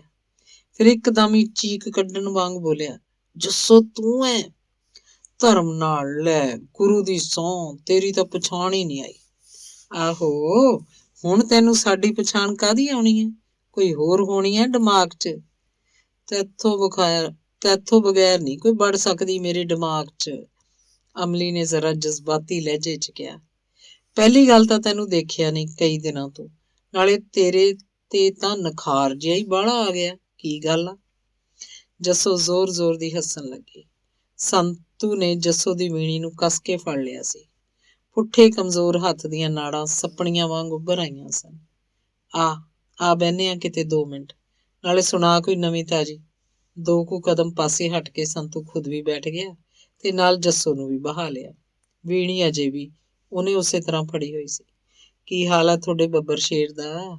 ਅਮਲੀ ਨੇ ਸ਼ੇਰ ਸਿੰਘ ਵੱਲ ਇਸ਼ਾਰਾ ਕੀਤਾ ਸੀ। ਹਾਲ ਕਾਹਦਾ? ਉਹਨਾਂ ਤੇ ਹੱਥ ਚੱਕੀ ਹੋਈ ਆ, ਹੁਣ ਵਿਚਾਰੇ ਜੰਗੀਰਕਿਆਂ ਦੀ ਜ਼ਮੀਨ ਹੀ ਨਹੀਂ ਛੱਡਦਾ। ਸੰਤੂ ਨੇ ਜੱਸੋ ਦੀ ਵੀਣੀ ਨੂੰ ਹੋਰ ਘੁੱਟ ਕੇ ਫੜ ਲਿਆ। ਹੁਣ ਉਹਦੀ ਗਰਦਨ ਦੀਆਂ ਨਾੜਾਂ ਵੀ ਉੱਭਰ ਆਈਆਂ ਸੀ। ਨਾ, ਤੈਨੂੰ ਹੋਇਆ ਕੀ ਹੈ ਅੱਜ? ਤੋੜਨੀ ਤਾਂ ਨਹੀਂ ਬਾਂਹ ਮੇਰੀ? ਜੱਸੋ ਨੇ ਬਾਂਹ ਛਡਾਉਣ ਲਈ ਜ਼ੋਰ ਲਾਇਆ। ਅਸੀਂ ਕੋਈ ਘੱਟ ਤਾਂ ਨਹੀਂ ਸ਼ੇਰ ਸਿਉਂ ਤੋਂ? ਕੀ? ਉਹ ਜ਼ਮੀਨ ਨਹੀਂ ਛੱਡਦਾ ਤੇ ਮੈਂ ਕਿਵੇਂ ਛੱਡਦੇ ਆ ਬਾਂਹ? ਅੱਛਾ, ਆਹ ਗੱਲ ਆ। ਆਹੀ ਸਮਝ ਲਾ ਭਾਗਮਾਨੀ। ਇੱਕ ਆਰੀ ਫੇਰ ਸੋਚ ਲਿਆ। ਸੰਤੂ ਨੇ ਦੂਜਾ ਹੱਥ ਵੀ ਨਾਲ ਜੋੜ ਲਿਆ ਸੀ। ਅਮਲੀ ਪੱਬਾਂ ਭਾਰ ਹੋ ਗਿਆ। ਸੋਚ ਲਿਆ? ਹਾਂ, ਸੋਚ ਲਿਆ। ਜੱਸੋ ਨੇ ਬਾਂਹ ਨੂੰ ਮਾਮੂਲੀ ਜਿਹਾ ਝਟਕਾ ਦਿੱਤਾ। ਅਮਲੀ ਇਕੱਠੀਆਂ ਹੀ 3-4 ਲੋਟਣੀਆਂ ਖਾ ਗਿਆ। ਜੱਸੋ ਨੂੰ ਉਮੀਦ ਹੀ ਨਹੀਂ ਸੀ ਕਿ ਸੰਤੂ ਦਾ ਇੰਨਾ ਬੁਰਾ ਹਾਲ ਹੋ ਜਾਏਗਾ। ਕੱਟੇ ਮਿੱਟੀ ਨਾਲ ਅੱਟੇ ਅਮਲੀ ਨੂੰ ਉਹਨੇ ਜ਼ਮੀਨ ਤੋਂ ਚੁੱਕ ਕੇ ਇਸ ਤਰ੍ਹਾਂ ਖੜਿਆ ਕਰਤਾ ਜਿਵੇਂ 3-4 ਸਾਲ ਦੇ ਬੱਚੇ ਨੂੰ ਕਰੀਦਾ। ਚੁੰਨੀ ਦੇ ਪੱਲੇ ਨਾਲ ਉਹਨੇ ਅਮਲੀ ਦੇ ਸਾਰੇ ਸਰੀਰ ਨੂੰ ਝਾੜਿਆ। ਖੜੇ ਹੋਏ ਅਮਲੀ ਦੀਆਂ ਲੱਤਾਂ ਕੰਬ ਰਹੀਆਂ ਸੀ। ਜਦ ਥੋੜੀ ਜਿਹੀ ਸੁਰਤ ਟਿਕਾਣੇ ਆਈ ਤਾਂ ਬੋਲਿਆ, ਕੰਜਰ ਦੀਏ, ਤੂੰ ਤਾਂ ਊਂ ਗੱਡੀ ਚੜਾਤਾ ਸੀ। ਬੁੱਲਾਂ ਤੇ ਜੀਭ ਫੇਰਦਿਆਂ ਉਹ ਕਹਿ ਰਿਹਾ ਸੀ, ਜੇ ਹੈ ਹੀ ਕਰਨਾ ਸੀ ਪਹਿਲਾਂ ਦੱਸ ਤਾਂ ਦਿੰਦੀ। ਉਹ ਮੈਨੂੰ ਕੀ ਪਤਾ ਸੀ ਤੇਰੇ ਚ ਇੰਨੀ ਕੀ ਜਾਨ ਹੈ। ਜਾਨ ਦੀ ਗੱਲ ਨਾ ਕਰੀ ਤੂੰ। ਜਦ ਜਾਨ ਸੀ ਉਦੋਂ ਤਾਂ ਦਿਨੇ ਤਾਰੇ ਦਿਖਾ ਦੇਈਦੇ ਸੀ। ਵੀ ਐਵੇਂ ਨਾ ਗੱਪਾਂ ਮਾਰਿਆ ਕਰ। ਗੱਪ ਨੀ, ਸਹੁੰ ਗੁਰੂ ਦੀ, ਝੂਠੀਆਂ ਸਹੁੰ ਨਾ ਖਾਇਆ ਕਰ। ਕਿਉਂ? ਤੂੰ ਦਿਨੇ ਤਾਰਿਆਂ ਦੀ ਗੱਲ ਕਰੀ ਜਾਂਦਾ, ਮੈਨੂੰ ਤਾਂ ਰਾਤ ਨੂੰ ਵੀ ਨਾ ਦਿਖਾ ਸਕਿਆ। ਸੰਤੂ ਅਮਲੀ ਦੀ ਗੱਲ ਤੇ ਪੋਲੀ ਜੀ ਚਪੇੜ ਜੜ ਕੇ ਬਹੁਤ ਹੀ ਮਟਕ ਨਾਲ ਤੁਰਦੀ ਹੋਈ ਜੱਸੋ ਸਰਦਾਰ ਦੇ ਘਰ ਵੱਲ ਨੂੰ ਚਲੀ ਗਈ। ਇਸ ਤੋਂ ਪਹਿਲਾਂ ਕਿ ਸੰਤੂ ਕੁਝ ਬੋਲਦਾ, ਉਹਨੂੰ ਦੂਰੋਂ ਹੀ ਗੁਰਦਿਆਲ ਸਿੰਘ ਦਾ ਨੌਕਰ ਤੁਰਿਆ ਆਉਂਦਾ ਦਿਸਿਆ। ਨੇੜੇ ਆ ਜਾਣ ਤੇ ਵੀ ਨੌਕਰ ਜਦ ਸੰਤੂ ਵੱਲ ਨਾ ਝਾਕਿਆ ਤਾਂ ਸੰਤੂ ਨੇ ਖੁਦ ਹੀ ਬੁਲਾ ਲਿਆ, ਕਿਵੇਂ ਆ ਮੀਤਾ ਸਿਆ, ਕਿੱਧਰ ਚੱਲ ਪਿਆ ਸਵੇਰੇ ਸਵੇਰੇ? ਤੂੰ ਸੁਣਾ ਤਾਇਆ, ਕੀ ਹਾਲ ਆ? ਖੇਡਦੀ ਆ ਕਾਟੋ ਫੁੱਲਾਂ ਤੇ? ਜੱਸੋ ਤੇ ਸੰਤੂ ਨੂੰ ਖੜਿਆਂ ਦੂਰੋਂ ਹੀ ਮੀਤੇ ਨੇ ਦੇਖ ਲਿਆ ਸੀ, ਜਿਸ ਕਰਕੇ ਮਖੌਲ ਵਜੋਂ ਹੀ ਉਹਨੇ ਅਜਿਹਾ ਪ੍ਰਸ਼ਨ ਡਾਂਗ ਵਾਂਗ ਕੱਢ ਮਾਰਿਆ ਸੀ। ਸੰਤੂ ਵੀ ਸਮਝ ਗਿਆ ਸੀ, ਕਾਟੋ ਤਾਂ ਖੇਡਦੀ ਰਹੂ ਆਪੇ, ਤੂੰ ਆਪਣੀ ਦੱਸ ਵੀ ਚੱਲਿਆ ਕਿੱਧਰ ਹੈ? ਵਗਿਆ ਜਾਨਾ ਜਿਵੇਂ ਅੱਗ ਲੱਗੀ ਹੁੰਦੀ ਹੈ। ਉਹ ਮੈਂ ਤਾਂ ਜਗੀਰ ਸਿੰਘ ਦੇ ਘਰ ਚੱਲਿਆ ਸੀ। ਕਿਉਂ, ਸੁੱਖ ਤਾਂ ਹੈ? ਉਹ ਸੁੱਖ ਸਾਂਦ ਦਾ ਤਾਂ ਆਪਾਂ ਨੂੰ ਪਤਾ ਨਹੀਂ, ਸਰਦਾਰ ਨੇ ਬੁਲਾ ਭੇਜਿਆ ਉਹਨੂੰ ਘਰੇ। ਇਹ ਕਹਿ ਕੇ ਮੀਤਾ ਤੇਜ਼ੀ ਨਾਲ ਅੱਗੇ ਨੂੰ ਵੱਧ ਗਿਆ। ਅਮਲੀ ਪੁੜਪੁੜੀ ਖੁਰਕਣ ਲੱਗ ਪਿਆ ਸੀ। ਸਰਦਾਰ ਗੁਰਦਿਆਲ ਸਿੰਘ ਨੇ ਜਗੀਰ ਸਿੰਘ ਨੂੰ ਘਰੇ ਬੁਲਾਇਆ ਹੈ। ਕਮਾਲ ਹੈ ਬਈ। ਆਪਣੀ ਸੋਚ ਨੂੰ ਆਵਾਜ਼ ਦਾ ਰੂਪ ਦਿੰਦਾ ਹੋਇਆ ਸੰਤੂ ਝੌਂਪੜੀ ਵੱਲ ਹੋ ਤੁਰਿਆ। ਅੰਗ 6ਵਾਂ। ਜੰਗੀਰ ਸਿੰਘ ਨੂੰ ਘਰ ਪਹੁੰਚਦਿਆਂ ਕਾਫੀ ਸਮਾਂ ਲੱਗ ਗਿਆ। ਸ਼ੇਰ ਸਿੰਘ ਦੀ ਹਵੇਲੀ ਚੋਂ ਨਿਕਲ ਕੇ ਉਹ ਕਿੰਨੀ ਦੇਰ ਤਾਂ ਬੋਲ ਹੀ ਨਹੀਂ ਸੀ ਸਕਿਆ। ਜਗੀਰ ਸਿੰਘ, ਘਬਰਾ ਨਾ, ਇਹਦਾ ਕੋਈ ਹੋਰ ਹੱਲ ਸੋਚਦੇ ਆ। ਸੌਣ ਸਿੰਘ ਨੇ ਹੌਸਲਾ ਦੇਣ ਤੇ ਜਗੀਰ ਸਿੰਘ ਦਾ ਕੁਝ ਬੋਲਣ ਜੋਗਾ ਹੋਇਆ ਸੀ। ਮੈਂ ਤਾਂ ਇਹਨੂੰ ਚੰਗਾ ਸਮਝਦਾ ਸੀ, ਪਰ ਇਹ ਕਿਸੇ ਤਰ੍ਹਾਂ ਵੀ ਸੂਤ ਨਹੀਂ ਆਇਆ, ਜਦਕਿ ਘਾਟਾ ਵੀ ਮੈਨੂੰ ਹੀ ਸੀ, ਜਗੀਰ ਸਿੰਘ ਨੇ ਕਿਹਾ ਸੀ। ਪੈਸਾ ਅਕਲ ਖਰਾਬ ਕਰ ਦਿੰਦਾ ਹੈ, ਸੌਣ ਸਿੰਘ ਨੇ ਕਿਹਾ। ਨਾਲੇ ਆਹ ਜ਼ਿਮੀਂਦਾਰ ਲੋਕ ਕਿਸੇ ਦੂਜੇ ਦੀ ਤਕਲੀਫ ਨੂੰ ਨਹੀਂ ਸਮਝਦੇ। ਕੋਈ ਔਖਾ ਹੋਵੇ, ਮਰੇ ਭਾਵਾਂ ਦੀ ਜੀਵੇ। ਤੈਨੂੰ ਵੀ ਐਵੇਂ ਖੇਚਲ ਦੇਤੀ। ਉਹ ਭਲਿਆ ਲੋਕਾਂ, ਖੇਚਲ ਕਾਹਦੀ ਆ, ਬੰਦਾ ਹੀ ਬੰਦੇ ਦੇ ਕੰਮ ਆਉਂਦਾ। ਇਸ ਤੋਂ ਬਗੈਰ ਹੈ ਕੀ ਦੁਨੀਆ 'ਚ? ਸੌਣ ਸਿੰਘ ਇਹ ਕਹਿ ਕੇ ਆਪਣੇ ਘਰ ਵੱਲ ਨੂੰ ਤੁਰ ਪਿਆ। ਦੂਜੇ ਦੋਵੇਂ ਤਾਂ ਹਵੇਲੀਓਂ ਬਾਹਰ ਆਉਣ ਸਾਰੀ ਆਪੋ ਆਪਣੇ ਘਰਾਂ ਨੂੰ ਹੋ ਗਏ ਸੀ। ਇਸ ਤੋਂ ਬਿਨਾਂ ਬੜਾ ਕੁਛ ਹੈ ਦੁਨੀਆ 'ਚ। ਸੋਚਦਿਆਂ ਜਦ ਉਹਨੇ ਆਪਣੇ ਘਰ 'ਚ ਪੈਰ ਰੱਖਿਆ ਸੀ ਤਾਂ ਅੰਦਰਲੇ ਕੋਠੇ ਅੰਦਰ ਦੀਵੇ ਦੇ ਚਾਨਣ 'ਚ ਜੋ ਕੁਝ ਉਹਨੇ ਦੇਖਿਆ, ਇੱਕ ਵਾਰੀ ਤਾਂ ਉਹਦੀ ਹੋਸ਼ ਵੀ ਟਿਕਾਣੇ ਨਾ ਰਹੀ। ਅਲਾਣੀ ਮੰਜੀ ਤੇ ਪਈ ਜਗੀਰ ਸਿੰਘ ਦੇ ਘਰ ਵਾਲੀ ਬੁਰੀ ਤਰ੍ਹਾਂ ਤੜਪ ਰਹੀ ਸੀ। ਵੱਡੀ ਧੀ ਮਾਂ ਦੇ ਪੈਰਾਂ ਦੀਆਂ ਤਲੀਆਂ ਰਗੜ ਰਹੀ ਸੀ। ਉਤੋਂ ਛੋਟੀ ਕੁੜੀ ਤੇ ਮੁੰਡਾ ਸਿਰਹਾਣੇ ਬੈਠੇ ਰੋ ਰਹੇ ਸੀ। ਖਿਲਰੇ ਵਾਲਾਂ ਨੇ ਮਾਂ ਦੇ ਚਿਹਰੇ ਨੂੰ ਢੱਕ ਦਿੱਤਾ ਸੀ, ਜਿਸ ਕਰਕੇ ਉਹਦੀ ਸ਼ਕਲ ਹੋਰ ਵੀ ਡਰਾਉਣੀ ਜਾਪ ਰਹੀ ਸੀ। ਉਹ ਕੀ ਹੋ ਗਿਆ ਤੁਹਾਡੀ ਬੇਬੇ ਨੂੰ? ਬੇਸੁਰਤੀ ਜਿਹੀ ਦੀ ਹਾਲਤ ਵਿੱਚ ਜੰਗੀਰ ਸਿੰਘ ਨੇ ਪੁੱਛਿਆ। ਪਤਾ ਨਹੀਂ ਬਾਪੂ, ਵੱਡੀ ਕੁੜੀ ਨੇ ਕਹਿਣਾ ਸ਼ੁਰੂ ਕੀਤਾ। ਮੈਂ ਤਾਂ ਗਾਂ ਦੀ ਖੁਰਲੀ 'ਚ ਪੱਠੇ ਠੀਕ ਕਰੀ ਜਾਂਦੀ ਸੀ। ਪੱਪੂ ਨੇ ਚੀਕ ਮਾਰੀ। ਮੈਂ ਮੁੜ ਕੇ ਦੇਖਿਆ, ਚੌਂਕੇ 'ਚ ਰੋਟੀਆਂ ਪਕਾਉਂਦੀ ਬੇਬੇ ਧੌੜ ਕਰਦੀ ਪਿਛਾਂਹ ਜਾ ਡਿੱਗੀ। ਪਤਾ ਨਹੀਂ ਕੀ ਚੱਕਰ ਆਇਆ, ਕੁੜੀ ਉੱਚੀ ਉੱਚੀ ਰੋਣ ਵੀ ਲੱਗ ਪਈ ਸੀ। ਦੋਵੇਂ ਛੋਟੇ ਜਵਾਕ ਜਗੀਰ ਸਿੰਘ ਦੀਆਂ ਲੱਤਾਂ ਨਾਲ ਚਿੰਬੜ ਗਏ। ਕੋਈ ਨਾ ਘਬਰੋ ਨਾ ਤੁਸੀਂ, ਖੁਦ ਘਬਰਾਏ ਹੋਏ ਜੰਗੀਰ ਸਿੰਘ ਨੇ ਬੱਚਿਆਂ ਨੂੰ ਹੌਸਲਾ ਦਿੰਦਿਆਂ ਕਿਹਾ। ਇਹ ਤਾਂ ਵਿਚਾਰੀ ਕਈ ਦਿਨਾਂ ਤੋਂ ਬਿਮਾਰ ਸੀ, ਚੱਕਰ ਤਾਂ ਆਉਣਾ ਹੀ ਸੀ। ਜਗੀਰ ਸਿੰਘ ਘਰ ਵਾਲੀ ਦੇ ਸਿਰਹਾਣੇ ਬੈਠ ਕੇ ਉਹਦਾ ਸਿਰ ਦਬਾਉਣ ਲੱਗਾ। ਜਾ ਗੁੱਡੀ, ਥੋੜਾ ਜਿਹਾ ਪਾਣੀ ਲਿਆ, ਉਹਨੇ ਵੱਡੀ ਕੁੜੀ ਨੂੰ ਕਿਹਾ। ਤੇ ਤੂੰ ਪੱਪੂ ਹੁਣੇ ਜਾ ਕਾਕਾ ਸਿਓ ਹਕੀਮ ਦੇ ਘਰ, ਕਹੀਂ ਤਾਇਆ ਬੇਬੇ ਬਾਹਲੀ ਢਿੱਲੀ ਹੋ ਗਈ, ਬਾਪੂ ਨੇ ਬੁਲਾਇਆ।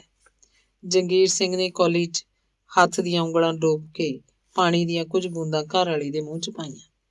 ਉਹਦੇ ਚਿਹਰੇ ਦੇ ਵਾਲਾਂ ਨੂੰ ਪਾਸੇ ਕੀਤਾ। ਬੇਜਾਨ ਜਿਹਾ ਚਿਹਰਾ ਪਹਿਲਾਂ ਨਾਲੋਂ ਵੀ ਕਮਜ਼ੋਰ ਜਾਪ ਰਿਹਾ ਸੀ। ਹਕੀਮ ਦੇ ਆਉਣ 'ਚ ਕੁਝ ਦੇਰ ਹੋ ਗਈ ਸੀ, ਪਰ ਮਾਂ ਵੀ ਕੁਝ ਟਿਕ ਗਈ ਸੀ। ਹਕੀਮ ਪਹੁੰਚ ਗਿਆ। ਜੰਗੀਰ ਦੇ ਘਰ ਵਾਲੀ ਦੀ ਪਹਿਲਾਂ ਉਹਨੇ ਨਬਜ਼ ਦੇਖੀ, ਫਿਰ ਦੋਨੋਂ ਛੱਪਰ ਵਾਰੋ ਵਾਰੀ ਉੱਪਰ ਚੁੱਕੇ ਅੱਖਾਂ ਦੇਖੀਆਂ।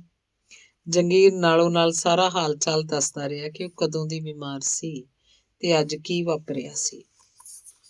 ਜੰਗੀਰ ਸਿਆਂ, ਹਕੀਮ ਨੇ ਕਾਫੀ ਚਿਰ ਸੋਚਣ ਤੋਂ ਬਾਅਦ ਕਿਹਾ, ਆ ਹੁਣ ਤੇ ਸਵੇਰ ਲਈ ਤਾਂ ਮੈਂ 4 ਪੁੜੀਆਂ ਦੇ ਜਾਣਾ, ਪਰ ਸਵੇਰੇ ਸ਼ਹਿਰ ਲਿਜਾਣੀ ਪਊ। ਕਿਵੇਂ, ਠੀਕ ਤਾਂ ਹੈ? ਜਗੀਰ ਸਿੰਘ ਨੇ ਪੁੱਛਿਆ। ਹਾਂ ਠੀਕ ਆ, ਬਿਲਕੁਲ ਠੀਕ, ਘਬਰਾਉਣ ਦੀ ਬਿਲਕੁਲ ਕੋਈ ਲੋੜ ਨਹੀਂ। ਦਵਾਈ ਸਮਝਾ ਕੇ ਤੇ ਹੌਸਲਾ ਦੇ ਕੇ ਹਕੀਮ ਚਲਾ ਗਿਆ। ਜੰਗੀਰ ਸਿੰਘ ਦੇ ਘਰ ਵੜਨ ਤੋਂ ਥੋੜੀ ਦੇਰ ਪਹਿਲਾਂ ਹੀ ਉਹਦੇ ਘਰ ਵਾਲੀ ਨੂੰ ਚੱਕਰ ਆਇਆ ਸੀ। ਇਸ ਸਮੇਂ ਅੱਧਾ ਕੁ ਘੰਟਾ ਬੀਤ ਜਾਣ ਤੋਂ ਬਾਅਦ ਉਹਨੂੰ ਸੁਰਤ ਆ ਗਈ ਸੀ। ਜਗੀਰ ਸਿੰਘ ਦੇ ਨਾਲ ਨਾਲ ਬੱਚਿਆਂ ਦੇ ਚਿਹਰਿਆਂ ਤੇ ਵੀ ਰੌਣਕ ਆ ਗਈ ਸੀ। ਕੀ ਬਣਿਆ ਜ਼ਮੀਨ ਦਾ? ਲੱਗਦਾ ਸੀ ਜਿਵੇਂ ਉਹ ਬੇਹੋਸ਼ ਹੀ ਇਸੇ ਪ੍ਰਸ਼ਨ ਨੂੰ ਲੈ ਕੇ ਹੋਈ ਸੀ। ਹੋ ਜੂ ਜ਼ਮੀਨ ਦਾ ਵੀ ਕੁਛ, ਪਹਿਲਾਂ ਤੂੰ ਠੀਕ ਤਾਂ ਹੋ ਲੈ। ਫੇਰ ਵੀ ਕੀ ਕਹਿੰਦਾ ਸੀ ਸਰਦਾਰ? ਉਹ ਕਹਿੰਦਾ ਸੀ ਫੇਰ ਗੱਲ ਕਰਾਂਗੇ। ਅੱਜ ਤਾਂ ਕਿਸੇ ਹੋਰ ਨਾਲ ਬੈਠਾ ਸ਼ਰਾਬ ਪੀ ਰਿਹਾ ਸੀ। ਜਗੀਰ ਸਿੰਘ ਕਿਵੇਂ ਵੀ ਘਰ ਵਾਲੀ ਦੇ ਮਨ ਤੇ ਅਸਰ ਪਾਉਣ ਵਾਲੀ ਗੱਲ ਨਹੀਂ ਸੀ ਕਰਨਾ ਚਾਹੁੰਦਾ। ਤੇ ਤੂੰ ਕੁਛ ਤਾਂ ਕਿਹਾ ਹੋਣਾ, ਇੰਨਾ ਟਾਈਮ ਕਿੱਥੇ ਲਾ ਆਇਆ? ਜਗੀਰ ਸਿੰਘ ਨੇ ਸੰਖੇਪ ਵਿੱਚ ਅਜਿਹੇ ਬਦਲਵੇਂ ਢੰਗ ਨਾਲ ਸ਼ੇਰ ਸਿੰਘ ਨਾਲ ਹੋਈ ਗੱਲਬਾਤ ਬਗੈਰ ਕਿਸੇ ਵਧਾ ਚੜਾ ਦੇ ਦੱਸ ਦਿੱਤੀ, ਜਿਸ ਨਾਲ ਉਹਦੇ ਘਰ ਵਾਲੀ ਨੂੰ ਇਹ ਤਸੱਲੀ ਹੋ ਗਈ ਕਿ ਕੋਈ ਨਾ ਕੋਈ ਫੈਸਲਾ ਜ਼ਰੂਰ ਹੋ ਜਾਏਗਾ। ਪਰ ਜੰਗੀਰ ਸਿੰਘ ਲਈ ਤਾਂ ਪਹਿਲਾਂ ਨਾਲੋਂ ਵੀ ਵੱਡੀ ਸਮੱਸਿਆ ਖੜੀ ਹੋ ਗਈ ਸੀ। ਘਰ 'ਚ ਇੱਕ ਦੁਆਨੀ ਵੀ ਮੌਜੂਦ ਨਹੀਂ ਸੀ ਤੇ ਸਵੇਰੇ ਪਤਨੀ ਨੂੰ ਸ਼ਹਿਰ ਲੈ ਜਾਣ ਦਾ ਸੰਕਟ ਸਿਰ ਉੱਤੇ ਅਸਮਾਨੀ ਬਿਜਲੀ ਵਾਂਗ ਆ ਪਿਆ ਸੀ। ਉਹਦੇ ਦਿਮਾਗ 'ਚ ਹਥੌੜੇ ਵੱਜਣੇ ਸ਼ੁਰੂ ਹੋ ਗਏ। ਸ਼ੇਰ ਸਿੰਘ ਨਾਲ ਕੀਤੀ ਗੱਲਬਾਤ ਦਾ ਕੋਈ ਸਿੱਟਾ ਨਹੀਂ ਸੀ ਨਿਕਲਿਆ, ਸਗੋਂ ਮਸਲਾ ਹੋਰ ਉਲਝ ਗਿਆ ਸੀ ਤੇ ਫਿਕਰ ਵੀ ਵੱਧ ਗਿਆ ਸੀ। ਕੁੜੀਆਂ ਦੀ ਮਦਦ ਨਾਲ ਲੇਟੇ ਲੇਟੇ ਮਾਂ ਦੀ ਮੰਜੀ ਤੇ ਪੁਰਾਣਾ ਜਿਹਾ ਗਦੈਲਾ ਵਿਛਾ ਦਿੱਤਾ ਗਿਆ। ਬੱਚੇ ਵੀ ਬਗੈਰ ਕੁਝ ਖਾਧੇ ਪੀਤੇ ਆਪੋ ਆਪਣੀਆਂ ਥਾਵਾਂ ਤੇ ਲੇਟ ਗਏ ਤੇ ਸਿਰ ਰੱਖਣ ਸਾਰ ਸੌਂ ਗਏ। ਮਰੀਜ਼ ਨੂੰ ਵੀ ਨੀਂਦ ਆ ਗਈ ਸੀ, ਪਰ ਜੰਗੀਰ ਸਿੰਘ ਨੂੰ ਸਾਰੀ ਰਾਤ ਨੀਂਦ ਨਾ ਆਈ। ਉਹ ਦਿਨ ਚੜ੍ਹਨ ਬਾਰੇ ਸੋਚਦਾ ਰਿਹਾ, ਉੱਠ ਉੱਠ ਕੇ ਬੈਠਦਾ ਰਿਹਾ ਤੇ ਫਿਰ ਲੇਟ ਜਾਂਦਾ ਰਿਹਾ। ਮੰਜੀ ਤੋਂ ਉਤਰ ਕੇ ਉਹ ਕਦੇ ਕਦੇ ਤੁਰਨ ਫਿਰਨ ਵੀ ਲੱਗਦਾ। ਇਸ ਅਵਸਥਾ 'ਚ ਰਾਤ ਉਸ ਲਈ ਪਹਾੜ ਬਣੀ ਰਹੀ। ਅੰਗ 7ਵਾਂ। ਸਵੇਰ ਹੋ ਗਈ। ਪਤਨੀ ਦੀ ਤਬੀਅਤ 'ਚ ਕਾਫੀ ਫਰਕ ਪੈ ਚੁੱਕਾ ਸੀ, ਪਰ ਫਿਰ ਵੀ ਸੰਸਾ ਤਾਂ ਸੀ ਹੀ। ਪੈਸਿਆਂ ਦਾ ਪ੍ਰਬੰਧ ਕਿੱਥੋਂ ਕੀਤਾ ਜਾਵੇ? ਜੰਗੀਰ ਸਿੰਘ ਇਸੇ ਸੋਚ 'ਚ ਬੈਠਾ ਸੀ ਕਿ ਵੱਡੀ ਕੁੜੀ ਚਾਹ ਦਾ ਗਲਾਸ ਫੜਾ ਗਈ। ਸ਼ਹਿਰ ਡਾਕਦਾਰ ਕੋਲ ਵੀ ਜਾਣਾ ਪੈਣਾ ਹੈ ਤੇ ਪੈਸੇ ਵੀ ਹੈ ਨਹੀਂ। ਜੰਗੀਰ ਸਿੰਘ ਦੇ ਮਨ ਦਾ ਬੋਝ ਹਲਕਾ ਕਰਨ ਦੇ ਉਦੇਸ਼ ਨਾਲ ਘਰ ਵਾਲੀ ਨਾਲ ਗੱਲ ਛੇੜ ਹੀ ਲਈ। ਮੈਂ ਤਾਂ ਕਹਿੰਦੀ ਹਾਂ ਅਜੇ ਰਹਿਣ ਦੀਏ, ਸ਼ਹਿਰੋਂ ਚੈੱਕ ਕਰਾਉਣ ਨੂੰ। ਇੱਥੇ 2-4 ਦਿਨਾਂ 'ਚ ਠੀਕ ਹੋ ਜੂੰਗੀ। ਨਾ ਵੱਡੇ ਡਾਕਦਾਰ ਕੋਲ ਤਾਂ ਜਾਣਾ ਹੀ ਹੈ। ਉਹਨਾਂ ਚੰਦਰਿਆਂ ਦੀ ਤਾਂ ਫੀਸ ਹੀ ਬਾਹਲੀ ਹੁੰਦੀ ਹੈ, ਕਿਤੋਂ ਫੜਾ ਕੇ ਡੰਗ ਤਾਂ ਟਪਾਵਾਂਗੇ ਹੀ। ਮੈਂ ਤਾਂ ਹੋਰ ਕਹਿਨੀ ਆ, ਕੀ ਆ ਗੁਰਦਿਆਲ ਸਿੰਘ ਤੋਂ ਹੀ ਵਿਆਜੂ ਫੜ ਲਈਏ। ਗੁਰਦਿਆਲ ਸਿੰਘ? ਉਹ ਤਾਂ ਆਪ ਸ਼ੇਰ ਸਿੰਘ ਦੇ ਬਰੋਬਰ ਦਾ ਜ਼ਿਮੀਂਦਾਰ ਹੈ। ਮੈਂ ਤਾਂ ਕਦੇ ਗੱਲ-ਗੁੱਲ ਕਰਕੇ ਹੀ ਨਹੀਂ ਦੇਖੀ। ਗੱਲ ਤੂੰ ਕਰ ਲਈ ਨਾ, ਲੋੜ ਆਪਾਂ ਨੂੰ ਹੈ ਕਿ ਉਹਨੂੰ? ਪਤਨੀ ਨੇ ਕਿਹਾ, ਨਾਲੇ ਮੇਰਾ ਖਿਆਲ ਹੈ ਜਦ ਉਹਨੂੰ ਇਹ ਪਤਾ ਲੱਗੂ ਕਿ ਆਪਣੀ ਜ਼ਮੀਨ ਦਾ ਨਹੀਂ ਆਇਆ ਕਿਸੇ ਲੋਟ, ਤਾਂ ਉਹੀ ਸ਼ਾਇਦ ਮਦਦ ਕਰ ਦੇਵੇ। ਆ ਵੱਡੇ ਲੋਕ ਲਾਗ ਡਾਟ ਨਾਲ ਸਗੋਂ ਬਾਹਲੀ ਮਦਦ ਕਰਦੇ ਆ। ਘਰ ਵਾਲੀ ਦੀ ਗੱਲ ਜੰਗੀਰ ਸਿੰਘ ਦੇ ਦਿਲ ਲੱਗ ਗਈ। ਉਹਦਾ ਜੀਅ ਕੀਤਾ ਕਿ ਹੁਣੇ ਜਾ ਕੇ ਸਰਦਾਰ ਗੁਰਦਿਆਲ ਸਿੰਘ ਅੱਗੇ ਸਾਰੀ ਦਰਦ ਕਹਾਣੀ ਬਿਆਨ ਕਰ ਦੇਵੇ ਕਿ ਸ਼ੇਰ ਸਿੰਘ ਨੇ ਉਸ ਨਾਲ ਕਿਹੋ ਜਿਹਾ ਸਲੂਕ ਕੀਤਾ ਸੀ। ਜ਼ਰੂਰ ਮਦਦ ਕਰੇਗਾ, ਉਹਨੂੰ ਪੂਰਾ ਯਕੀਨ ਸੀ। ਮੰਜੀ ਤੋਂ ਉਤਰ ਕੇ ਅਜੇ ਉਹਨੇ ਪੈਰਾਂ 'ਚ ਜੁੱਤੀ ਵੀ ਨਹੀਂ ਸੀ ਅੜਾਈ ਕਿ ਬਾਹਰੋਂ ਗਲੀ 'ਚ ਖੜੇ ਕਿਸੇ ਆਦਮੀ ਨੇ ਉਹਦਾ ਨਾਂ ਲੈ ਕੇ ਆਵਾਜ਼ ਮਾਰੀ। ਉਹ ਸਵੇਰੇ ਸਵੇਰੇ ਕਿਹੜਾ ਹੋਊ, ਸੋਚਦਾ ਉਹ ਪੈਰੋਂ ਨੰਗਾ ਗਲੀ ਤੱਕ ਪਹੁੰਚ ਗਿਆ। ਕਿਵੇਂ ਅਮੀਤਿਆ, ਖੈਰ ਤਾਂ ਹੈ? ਹਾਂ ਬਾਈ, ਖੈਰ ਸੌਖੀ ਹੈ। ਕਿਵੇਂ ਸਵੇਰੇ ਸਵੇਰੇ? ਤੈਨੂੰ ਬਾਈ ਸਰਦਾਰ ਜੀ ਨੇ ਬੁਲਾਇਆ? ਮੈਨੂੰ? ਸਰਦਾਰ ਗੁਰਦਿਆਲ ਸਿੰਘ ਹੋਰਾਂ ਨੇ? ਹਾਂ। ਕਿਵੇਂ? ਕੀ ਕੰਮ ਹੈ? ਜਗੀਰ ਸਿੰਘ ਕੁਝ ਘਬਰਾ ਵੀ ਗਿਆ ਸੀ। ਕੰਮ ਕੁੰਮ ਦਾ ਤਾਂ ਪਤਾ ਨਹੀਂ, ਕਹਿੰਦਾ ਸੀ ਕੋਈ ਗੱਲ ਕਰਨੀ ਹੈ। ਕੋਈ ਗੁੱਸੇ ਗੱਸੇ 'ਚ ਤਾਂ ਨਹੀਂ ਸੀ ਬੋਲਦਾ? ਗਰੀਬ ਆਦਮੀ ਬਿਨਾਂ ਕਸੂਰ ਤੋਂ ਵੀ ਕਿੰਨਾ ਡਰ ਕੇ ਰਹਿੰਦਾ ਹੈ।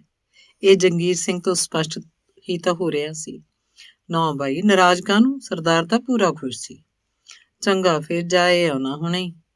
ਜੰਗੀਰ ਸਿੰਘ ਵੀ ਖੁਸ਼ ਹੋ ਗਿਆ ਸੀ। ਮਿਲਣ ਦਾ ਕਿੰਨਾ ਖੂਬਸੂਰਤ ਮੌਕਾ ਪਰਮਾਤਮਾ ਨੇ ਖੁਦ ਹੀ ਦੇ ਦਿੱਤਾ ਸੀ। ਉਹਦੇ ਮਨ ਤੋਂ ਮਨਾਂ ਮੂੰਹੀਂ ਭਾਰ ਉਤਰਦਾ ਜਾ ਰਿਹਾ ਸੀ। ਹੁਣ ਨਹੀਂ, ਸ਼ਾਮ ਨੂੰ ਬੁਲਾਇਆ ਹੈ, ਕਹਿ ਕੇ ਮੀਤਾ ਚਲਾ ਗਿਆ। ਜੰਗੀਰ ਸਿੰਘ ਨੂੰ ਯਕੀਨ ਹੋ ਗਿਆ ਸੀ ਕਿ ਰੁਪਏ ਪੈਸੇ ਦਾ ਪ੍ਰਬੰਧ ਸ਼ਾਮ ਨੂੰ ਹੋ ਜਾਏਗਾ। ਉਸੇ ਵੇਲੇ ਹੀ ਪਿੰਡੋਂ ਗੱਡਾ ਲੈ ਕੇ ਬਿਮਾਰ ਘਰ ਵਾਲੀ ਨੂੰ ਉਹ ਸ਼ਹਿਰ ਕਿਸੇ ਚੰਗੇ ਡਾਕਟਰ ਕੋਲ ਦਾਖਲ ਕਰਾਉਣ ਲਈ ਚਲਾ ਗਿਆ। ਅੰਗ 8ਵਾਂ। ਇੱਕ ਅਖਾਣ ਹੈ, ਜੇਡਾ ਸਿਰ ਤੇਡੀ ਸਿਰ ਪੀੜਾ। ਇਹ ਕਹਾਵਤ ਦੋਵਾਂ ਸ਼ੇਰ ਸਿੰਘ ਤੇ ਗੁਰਦਿਆਲ ਸਿੰਘ ਤੇ ਪੂਰੀ ਉਤਰਦੀ ਹੈ। ਦੋਵੇਂ ਤਕੜੇ ਜ਼ਿਮੀਂਦਾਰ ਹਨ, ਪਿੰਡ 'ਚ ਮੁਕਾਬਲੇ ਦੇ ਸਰਦਾਰ, ਦੂਜੇ ਸ਼ਬਦਾਂ 'ਚ ਪਹਿਲਵਾਨ ਵੀ ਕਹਿ ਸਕਦੇ ਹਾਂ। ਪਰ ਝੰਡੀ ਹਮੇਸ਼ਾ ਤੋਂ ਸ਼ੇਰ ਸਿੰਘ ਦੀ ਰਹੀ, ਬੇਸ਼ੱਕ ਮਾੜੇ ਮੋਟੇ ਫਰਕ ਨਾਲ ਹੀ ਸਹੀ। ਸ਼ੇਰ ਸਿੰਘ ਨੂੰ ਥੋੜੇ ਸ਼ਬਦਾਂ ਤੇ ਫਰਕ ਨਾਲ ਗੁਰਦਿਆਲ ਸਿੰਘ ਤੋਂ ਵੱਡਾ ਜ਼ਿਮੀਂਦਾਰ ਕਿਹਾ ਜਾ ਸਕਦਾ ਹੈ। ਛੋਟਾ ਗੁਰਦਿਆਲ ਸਿੰਘ ਨੂੰ ਵੀ ਨਹੀਂ ਸਮਝਣਾ ਚਾਹੀਦਾ। ਪੈਸੇ ਧੇਲੇ 'ਚ 19-21 ਦਾ ਫਰਕ, ਸ਼ਖਸੀਅਤਾਂ ਵਿਚਲੇ ਬਾਕੀ ਦੇ ਗੁਣ ਔਗੁਣ ਬਰਾਬਰ। ਘਰ-ਬਾਰ, ਰਹਿਣ ਸਹਿਣ, ਚਿਹਰਾ ਮੋਹਰਾ, ਖਾਣ ਪੀਣ, ਪਹਿਨਣ ਪਚਰਨ ਬਿਲਕੁਲ ਉਹੋ ਜਿਹਾ ਜਿਹੋ ਜਿਹਾ ਜ਼ਿਮੀਂਦਾਰਾਂ ਦਾ ਹੁੰਦਾ ਹੈ। ਮਾਤਾ ਪਿਤਾ ਗੁਰਦਿਆਲ ਸਿੰਘ ਦੇ ਜਿਉਂਦੇ ਸਨ। ਪਿਤਾ ਦੇ ਜਿਉਂਦੇ ਜੀ ਸਾਰੇ ਅਧਿਕਾਰ ਬਿਨਾਂ ਸ਼ਰਤ ਪੁੱਤਰ ਦੇ ਹਵਾਲੇ ਕੀਤੇ ਹੋਏ ਹਨ। ਬੇਸ਼ੱਕ ਅਜਿਹਾ ਕਰਨ ਦਾ ਉਹਨੂੰ ਪਛਤਾਵਾ ਵੀ ਹੈ। ਗੁਰਦਿਆਲ ਸਿੰਘ ਖੁਦ ਮਾਂ-ਬਾਪ ਦੀ ਇੱਕੋ ਇੱਕ ਸੰਤਾਨ ਸੀ। ਅੱਗੇ ਗੁਰਦਿਆਲ ਸਿੰਘ ਕੋਲ ਧਨ ਦੌਲਤ ਜ਼ਮੀਨ ਜਾਇਦਾਦ ਹੁੰਦਿਆਂ ਹੋਇਆਂ ਵੀ ਉਸ ਅਨੁਸਾਰ ਸੰਤਾਨ ਪੱਖੋਂ ਘਾਟ ਰਹਿ ਗਈ, ਅਰਥਾਤ ਸਾਰਾ ਕੁਝ ਉਲਟਾ ਹੋ ਗਿਆ। ਖੁਦ ਇੱਕੋ ਇੱਕ ਲੜਕਾ ਹੋਣ ਦੇ ਉਲਟ ਉਹਦੀ ਆਪਣੀ ਇੱਕੋ ਇੱਕ ਸੰਤਾਨ ਲੜਕੀ ਹੈ। ਅਜਿਹਾ ਨਹੀਂ ਕਿ ਉਹਨੇ ਵਾਰਸ ਪੈਦਾ ਕਰਨ ਲਈ ਯਤਨ ਹੀ ਨਹੀਂ ਕੀਤਾ, ਸਗੋਂ ਹੋਰ 2 ਵਿਆਹ ਕਰਵਾਏ। ਪਰ 2 ਸਾਲਾਂ ਦੇ ਅੰਦਰ ਬਗੈਰ ਕੋਈ ਸੰਤਾਨ ਪੈਦਾ ਕੀਤਿਆਂ ਇੱਕ ਦੀ ਮੌਤ ਹੋ ਗਈ, ਦੂਜੀ ਉੱਧੜ ਗਈ। ਇੰਦਰਜੀਤ ਕੌਰ ਦੀ ਖੁਸ਼ਕਿਸਮਤੀ ਕਹਿ ਲਓ, ਦੋਹਾਂ ਸੌਕਣਾਂ ਤੋਂ ਜਲਦੀ ਛੁਟਕਾਰਾ ਮਿਲ ਗਿਆ, ਨਹੀਂ ਤਾਂ ਜੂਨ ਹੀ ਖਰਾਬ ਹੋ ਚੱਲੀ ਸੀ। ਕੁੜੀ ਦੇ ਜਨਮ ਤੋਂ ਤੁਰੰਤ ਬਾਅਦ ਸ਼ਹਿਰ ਦੇ ਸਿਰਕੱਢ ਡਾਕਟਰ ਨੇ ਬਹੁਤ ਹੀ ਗੰਭੀਰਤਾ ਨਾਲ ਕਹਿ ਦਿੱਤਾ ਸੀ, ਇਹ ਦੀ ਪਹਿਲੀ ਤੇ ਆਖਰੀ ਸੰਤਾਨ ਹੈ। ਗੁਰਦਿਆਲ ਸਿੰਘ ਸੋਨੀ ਹੋ ਗਿਆ ਸੀ, ਪਰ ਵਾਰਸ ਦੀ ਪ੍ਰਾਪਤੀ ਵਿੱਚ ਅਸਮਰਥਤਾ ਹੋਣ ਕਾਰਨ ਉਹਦੇ ਅੰਦਰਲਾ ਇਨਸਾਨ ਜਾਗ ਪਿਆ ਸੀ। ਉਹ ਖੁਦ ਚੱਲ ਕੇ ਸਹੁਰੇ ਗਿਆ ਸੀ ਤੇ ਨਿਮਰਤਾ ਸਹਿਤ ਬੇਨਤੀ ਕਰਕੇ ਘਰਵਾਲੀ ਤੇ ਨਿੱਕੀ ਜਿਹੀ ਬੱਚੀ ਸਮੇਤ ਘਰ ਆ ਪਹੁੰਚਿਆ ਸੀ। ਫਿਰ ਤਾਂ ਬਸ ਉਹੀ ਧੀ ਤੇ ਉਹੀ ਪੁੱਤਰ।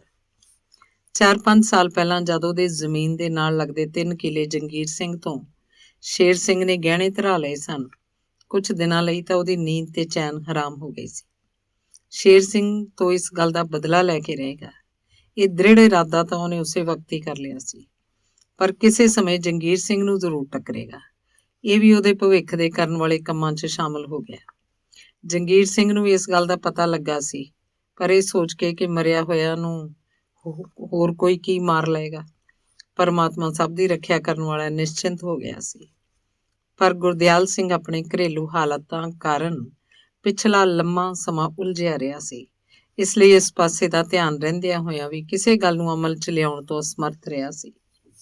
ਹੁਣ ਇੱਕ ਖਾਸ ਆਦਮੀ ਤੋਂ ਜਿਹੜੀ ਸੂਚਨਾ ਉਹਨੂੰ ਪ੍ਰਾਪਤ ਹੋਈ ਸੀ, ਉਹ ਕਾਫੀ ਤਸੱਲੀ ਬਖਸ਼ ਤੇ ਖੁਸ਼ੀ ਦੇਣ ਵਾਲੀ ਸੀ। ਅੱਜ ਰਾਤ ਹੀ ਤਾਂ ਸ਼ੇਰ ਸਿੰਘ ਵੱਲੋਂ ਜੰਗੀਰ ਸਿੰਘ ਦੀ ਜ਼ਮੀਨ ਬੈਅ ਕਰਨ ਤੋਂ ਸਾਫ਼ ਇਨਕਾਰ ਹੋਇਆ ਸੀ ਤੇ ਅਗਲੇ ਦਿਨ ਸਵੇਰੇ ਮੂੰਹ ਹਨੇਰੇ ਕਿਸੇ ਨੇ ਸਰਦਾਰ ਗੁਰਦਿਆਲ ਸਿੰਘ ਦੀ ਹਵੇਲੀ ਦੇ ਵਿਸ਼ਾਲ ਲੋਹੇ ਦੇ ਗੇਟ ਦੇ ਬਾਹਰਲੇ ਮੋਟੇ ਸੱਬਲ ਦੇ ਕੁੰਡੇ ਨੂੰ ਜਾ ਖੜਕਾਇਆ। ਦਰਵਾਜ਼ਾ ਖੜਕਣ ਦੀ ਆਵਾਜ਼ ਗੁਰਦਿਆਲ ਸਿੰਘ ਨੇ ਖੁਦ ਹੀ ਸੁਣੀ ਸੀ, ਬੇਸ਼ੱਕ ਦੂਜੇ ਨੌਕਰ ਚਾਕਰ ਵੀ ਮੌਜੂਦ ਸਨ। ਜਿਸਮ ਦੀ ਤੰਦਰੁਸਤੀ ਬਰਕਰਾਰ ਰੱਖਣ ਦੇ ਉਦੇਸ਼ ਨਾਲ ਖੁੱਲੇ ਵਿਹੜੇ 'ਚ ਸਰਦਾਰ ਸਵੇਰੇ 1 ਘੰਟਾ ਸਖਤ ਕਸਰਤ ਕਰਿਆ ਕਰਦਾ ਸੀ। ਇਸ ਕੰਮ ਨੂੰ ਵਿੱਚੇ ਹੀ ਛੱਡ ਕੇ ਦਰਵਾਜ਼ੇ ਦੀ ਬਾਰੀ ਖੋਲ ਕੇ ਉਹਨੇ ਆਪ ਹੀ ਥੋੜਾ ਜਿਹਾ ਪਾਸੇ ਹੋ ਕੇ ਦਰਵਾਜ਼ਾ ਖੜਕਾਉਣ ਵਾਲੇ ਨੂੰ ਪੁੱਛਿਆ, ਕਿਹੜਾ ਬਈ? ਇਸ ਵੇਲੇ ਸਰਦਾਰ ਦੀ ਆਵਾਜ਼ 'ਚ ਕੁਝ ਸਖਤੀ ਵੀ ਸੀ। ਮੈਂ ਆਂ ਜੀ ਦਾ ਕੁਝ ਲੱਗਦਾ, ਤੇਰਾ ਕੋਈ ਨਾਂ ਵੀ ਹੋਊ। ਮੈਂ ਜੀਤੂ ਆਂ ਜੀ। ਜੀਤੂ ਨੇ ਗੇਟ ਦੇ ਹੋਰ ਨੇੜੇ ਹੁੰਦਿਆਂ ਧੀਮੀ ਜਿਹੀ ਆਵਾਜ਼ 'ਚ ਜਵਾਬ ਦਿੱਤਾ ਸੀ। ਜੀਤੂ ਕਿਹੜਾ? ਗੁਰਨਾਮ ਸਿੰਘ ਕਾ? ਨਹੀਂ ਜੀ, ਸਰਦਾਰ ਸ਼ੇਰ ਸਿੰਘ ਦਾ ਸੀਰੀ। ਸ਼ੇਰ ਸਿੰਘ ਦਾ ਸੀਰੀ ਇੱਥੇ ਕੀ ਲੈਣ ਆਇਆ? ਸੋਚ ਕੇ ਇੱਕ ਵਾਰੀ ਤਾਂ ਗੁਰਦਿਆਲ ਸਿੰਘ ਠਟੰਬਰ 'ਚ ਗਿਆ ਸੀ, ਬੇਮਲੂਮਾ ਜਿਹਾ ਪਿਛਾਂ ਵੀ ਹਟ ਗਿਆ ਸੀ। ਫਿਰ ਵੀ ਉਹਨੇ ਜ਼ਿਮੀਂਦਾਰਾਂ ਵਾਲਾ ਰੋਹਬ ਦਾਬਕ ਬਰਕਰਾਰ ਰੱਖਦਿਆਂ ਪੁੱਛਿਆ, ਤੂੰ ਇੱਧਰ ਕੀ ਲੈਣ ਆਇਆ? ਮੈਂ ਜੀ ਤੁਹਾਨੂੰ ਇੱਕ ਗੱਲ ਦੱਸਣ ਆਇਆ। ਜੀਤੂ ਕਾਫੀ ਘਬਰਾ ਗਿਆ ਸੀ, ਉਹਦੀ ਜ਼ਬਾਨ ਵੀ ਥਥਲਾ ਰਹੀ ਸੀ। ਸਰਦਾਰ ਵੀ ਹੈਰਾਨ ਸੀ ਕਿ ਇਹੋ ਜਿਹੀ ਕਿਹੜੀ ਗੱਲ ਸੀ ਜਿਹੜੀ ਇਹ ਆਦਮੀ ਉਹਨੂੰ ਦੱਸਣ ਆਇਆ ਸੀ। ਫਿਰ ਸ਼ੇਰ ਸਿੰਘ ਦਾ ਪੁਰਾਣਾ ਨੌਕਰ, ਕਿਤੇ ਦਾਲ 'ਚ ਕੁਝ ਕਾਲਾ ਹੀ ਨਾ ਹੋਵੇ। ਓਏ ਤੇਰਾ ਦਿਮਾਗ ਤਾਂ ਟਿਕਾਣੇ ਹੈ। ਕਹਿੰਦੇ ਗੁਰਦਿਆਲ ਸਿੰਘ ਦੇ ਮੂੰਹ ਨਿਕਲ ਹੀ ਗਿਆ, ਜਲਦੀ ਦੱਸ ਕੀ ਗੱਲ ਹੈ। ਜੀਤੂ ਨੇ ਝੱਕਦਿਆਂ ਸਾਰੀ ਗੱਲ ਸੰਖੇਪ 'ਚ ਦੱਸ ਦਿੱਤੀ ਸੀ, ਕਿਵੇਂ ਜੰਗੀਰ ਸਿੰਘ ਸ਼ੇਰ ਸਿੰਘ ਕੋਲ ਕੁਝ ਬੰਦੇ ਲੈ ਕੇ ਆਇਆ ਸੀ, ਜ਼ਮੀਨ ਵੇਚਣਾ ਚਾਹੁੰਦਾ ਸੀ ਤੇ ਸ਼ੇਰ ਸਿੰਘ ਨੇ ਖਰੀਦਣ ਤੋਂ ਨਾਂਹ ਕਰਤੀ ਸੀ। ਗੁਰਦਿਆਲ ਸਿੰਘ ਨੂੰ ਗੱਲ ਸਮਝਣ 'ਚ ਦੇਰ ਨਹੀਂ ਸੀ ਲੱਗੀ। ਹੈਰਾਨੀ ਤੇ ਖੁਸ਼ੀ ਨਾਲ ਫੈਲੀਆਂ ਉਹਦੀਆਂ ਅੱਖਾਂ ਨੇੜੇ ਹੋ ਕੇ ਸਾਫ਼ ਦੇਖੀਆਂ ਜਾ ਸਕਦੀਆਂ ਸਨ। ਹੂੰ ਕਹਿੰਦਿਆਂ ਗੁਰਦਿਆਲ ਸਿੰਘ ਗੇਟ ਦੀ ਬਾਰੀ ਬੰਦ ਕਰਨ ਹੀ ਲੱਗਾ ਸੀ ਕਿ ਜੀਤੂ ਨੇ ਹੋਰ ਨੇੜੇ ਹੋ ਕੇ ਕਿਹਾ, ਸਰਦਾਰ ਜੀ ਮੇਰੀ ਇੱਕ ਬੇਨਤੀ ਹੈ। ਹਾਂ ਹਾਂ ਤੂੰ ਡਰ ਨਾ, ਮੈਂ ਕਿਸੇ ਨੂੰ ਨਹੀਂ ਦੱਸਦਾ। ਨਹੀਂ ਜੀ ਗੱਲ ਹੋਰ ਹੈ। ਹੋਰ ਕਿਹੜੀ ਗੱਲ ਹੈ? ਤੁਸੀਂ ਜੀ ਮੈਨੂੰ ਆਪਦੇ ਕੋਲ ਨੌਕਰ ਰੱਖ ਲਓ। ਨਾ ਉੱਥੇ ਕੀ ਤਕਲੀਫ ਹੈ ਤੈਨੂੰ? ਤਕਲੀਫ? ਉੱਥੇ ਤਾਂ ਹੁਣ ਜੂਨ ਹੀ ਖਰਾਬ ਹੋਈ ਪਈ ਹੈ। ਪਿੱਛੇ ਜੇ ਤੈਨੂੰ ਮਾਰਿਆ ਕੁੱਟਿਆ ਵੀ ਸੀ, ਇੰਨਾ ਤਾਂ ਮੈਨੂੰ ਪਤਾ ਹੈ। ਕੱਲ ਤਾਂ ਜੀ ਮੈਨੂੰ ਜਾਨੋਂ ਮਾਰਨ ਤੱਕ ਗਿਆ। ਅੱਛਾ? ਹਾਂਜੀ ਮੈਂ ਵੀ ਮੂਹਰਿਓਂ 2-4 ਸੁਣਾਈ ਦਿੱਤੀਆਂ। ਫੇਰ ਕੀ ਸੀ? ਦੂਜੇ ਨੌਕਰ ਵੀ ਦੇਖਦੇ ਸੀ।